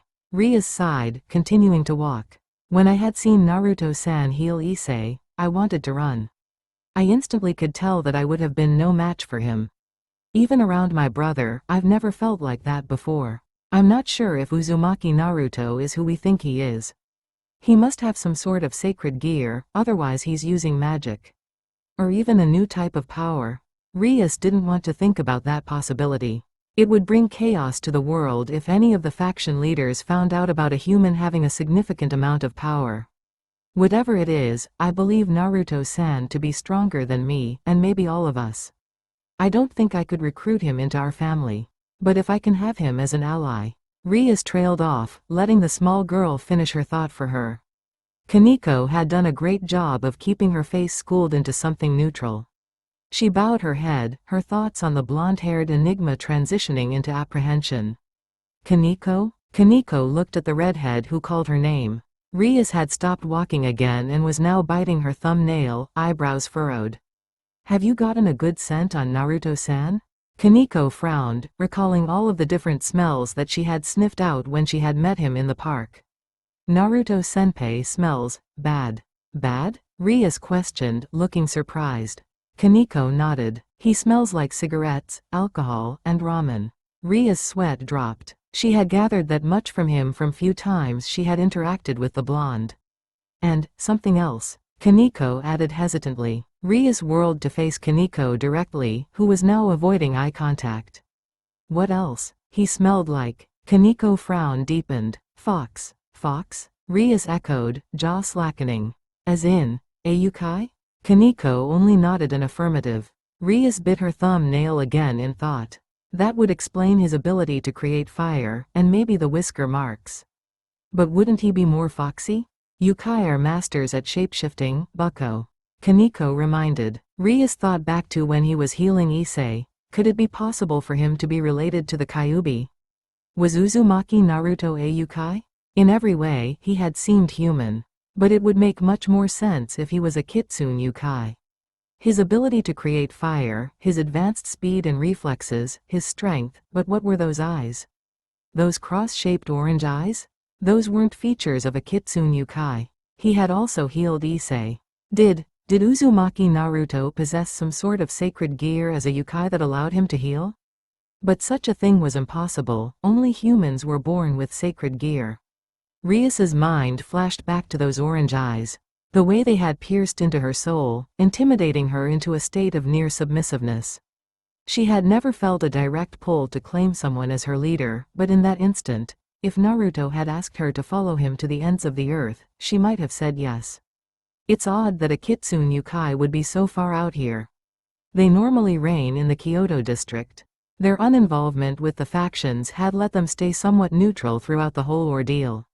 But was Naruto a kitsune yukai? If he was, why was he here?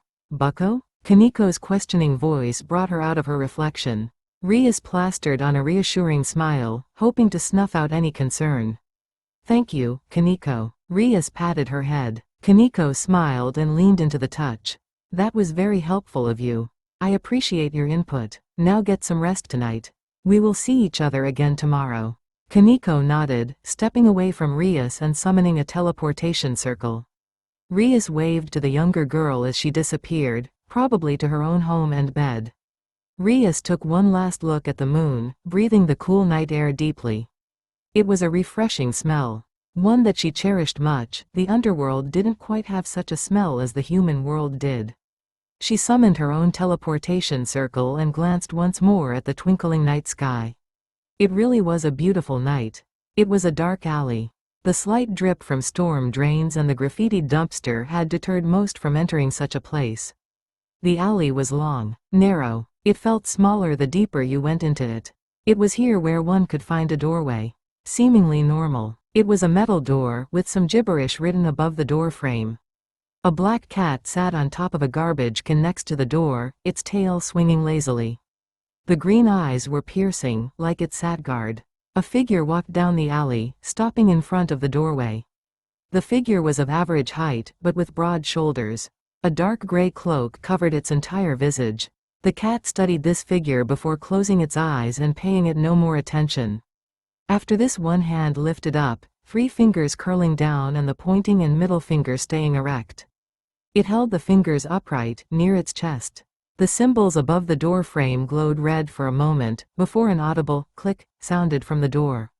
The figure grabbed the handle and pulled backwards, opening up into a coat room. Despite the appearance of the entrance, the inside was entirely different. Lavish red walls and black marble tiled flooring stretched long and wide hallway. Chandeliers hung from the tall ceiling, spilling light into the corridor.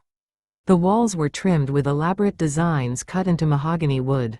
The figure walked down the hallway, its boots echoing loudly. At the end of the hallway were 2 doors. Both of them matched the mahogany trimming. The figure stopped at the right one, grabbing the handle and pushing it open. The room the person entered was just as luxurious. A grand fireplace grabbed the attention of the room, pale brick placed beautifully. The black marble tile continued into this room as well as the maroon-colored walls. There was a sitting area around the fireplace, a glass and steel coffee table placed between the 2 sofas. On the other side of the room was a bar, entirely made out of the mahogany. The bar counter was topped with a gray-colored granite. The shelves upon shelves of different liquor only added to the look. Besides that, the walls were lined with bookshelves filled with scrolls and books. There happened to be 3 occupants in the room as the figure walked in, unhooding themselves. "Ho?" one of them hummed. He was sitting at the bar with a small glass of liquor in his hand. Based off of its dark color and small cubes of ice, it had to have been something hard. "It's about time you've gotten here. She had called us a while ago. Leave the lad alone. If he's slow, he's slow. Typical for a fallen angel to be so weak. My Nana would move faster. Otherwise I would have been ashamed to be born from her daughter." The next figure chuckled. This figure sat on one of the sofas near the roaring fireplace, enjoying the heat. "You should be mindful of the time. After all, you shouldn't keep a lass waiting. They get quite pissy." The same figure by the fireplace smirked at the newcomer. "Pissy?" The only female in the room growled out. "The only thing that makes me pissy are arrogant pricks like you." She turned to the figure by the door. "We've been waiting for you for over 2 hours. It's quite inconvenient." The cloaked man bowed his head slightly. "My apologies. My servants had reported something to me last minute that had piqued my curiosity." The one at the bar raised an eyebrow. "Another potential?" Taking off his cloak and hanging it on a coat rack, the figure shook his head. "I am unsure. My servant had told me that this human boy had been interesting." He spat the word human out with much distaste. "Human?" the female questioned, eyebrow raised. "Either your servant is extremely inadequate or we have a human that's able to fight with a fallen angel. Do not underestimate the humans, my precious underlings." A soft but commanding voice masked their attention. The 4 figures tensed and quickly headed over to the new voice. The 4 of them all kneeled down in front of the woman, heads bowed low. The first figure spoke up. "Forgive my tardiness, Your Highness." The woman walked over to him, placing a pale hand atop of his head, patting it gently. "You are forgiven, for I know of who your servant speaks of." His gaze lifted a fraction, eyes widening ever so slightly. You know of this human, your majesty? Her hand lifted from his head. She took a few steps down the line, looking at her cohorts bowing before her. He is the reason why I had called you all here today. She stepped back from them, putting her hands in her sleeves and smiled ever so gently. I have located and found the being I had already told you all about. Uzumaki Naruto, hiding in a small town named Kuo located in the country Japan. The female lifted her head. Uzumaki Naruto is a human, your majesty? How can he be so powerful? The standing woman smiled warmly at them. He is much more powerful than you might think. And for that reason, he must be eliminated. This world, the humans are sick, they are vile. They cannot be trusted to make peaceful choices.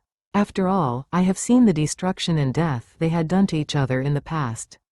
They are like children. They need a mother to teach them the ways of right and wrong. Unlike my home before this, whom have all made the incorrect choices. Uzumaki Naruto comes from my first home. He is one of those humans who cannot be trusted. We must eradicate the population of these humans and start anew. We will rebuild this world, shaping it to the peaceful world I wish to see. The woman finished. Her pale lavender eyes lifted towards the entrance, as it opened up. She clapped her hands once and the 4 kneeling generals all stood up. They followed her gaze towards the door, and some of them couldn't stop their mirth. My plan can finally be put into motion, for I have completed the undoing of this world. I have created the virus that will thin the herd of naughty children. When that is complete, I will reshape what it means to be human, bringing peace and prosperity to the lands. While we finish this, I will help you all rework the 3 factions. We shall rebuild the leadership of the fallen angels. And we will rewrite the government of the devils. A grotesque creature in a glass box was rolled in. It appeared to have a humanoid shape, but the skin was a sickly gray color. Blood seeped from the orifices. Its eyes were rolled up and tight, its mouth and tongue moving uncontrollably. It was groaning barely audibly. That is a disturbing sight. This was a human? One figure said with disgust, eyeing it contemptuously. This was a human, indeed. The virus I have made kills its host, using the body to spread its infection. The infection is transferable via saliva. And fortunately, this virus only affects humans. She stepped around the 4 figures and walked up to the zombie in the glass cage. Its eyes twitched and it lunged at her as she put her hand on the glass, smiling sweetly. With this, we will reshape the entire world. A wicked grin sprouted from her smile, veins bulging from the sides of her eyes on her temples. A 3rd eye opened upon her forehead, its red contrasted by the dark rings with Tomo rippling towards the center. And Uzumaki Naruto will finally fall before me. That's all for now. If you enjoy, then please like, share and do comments.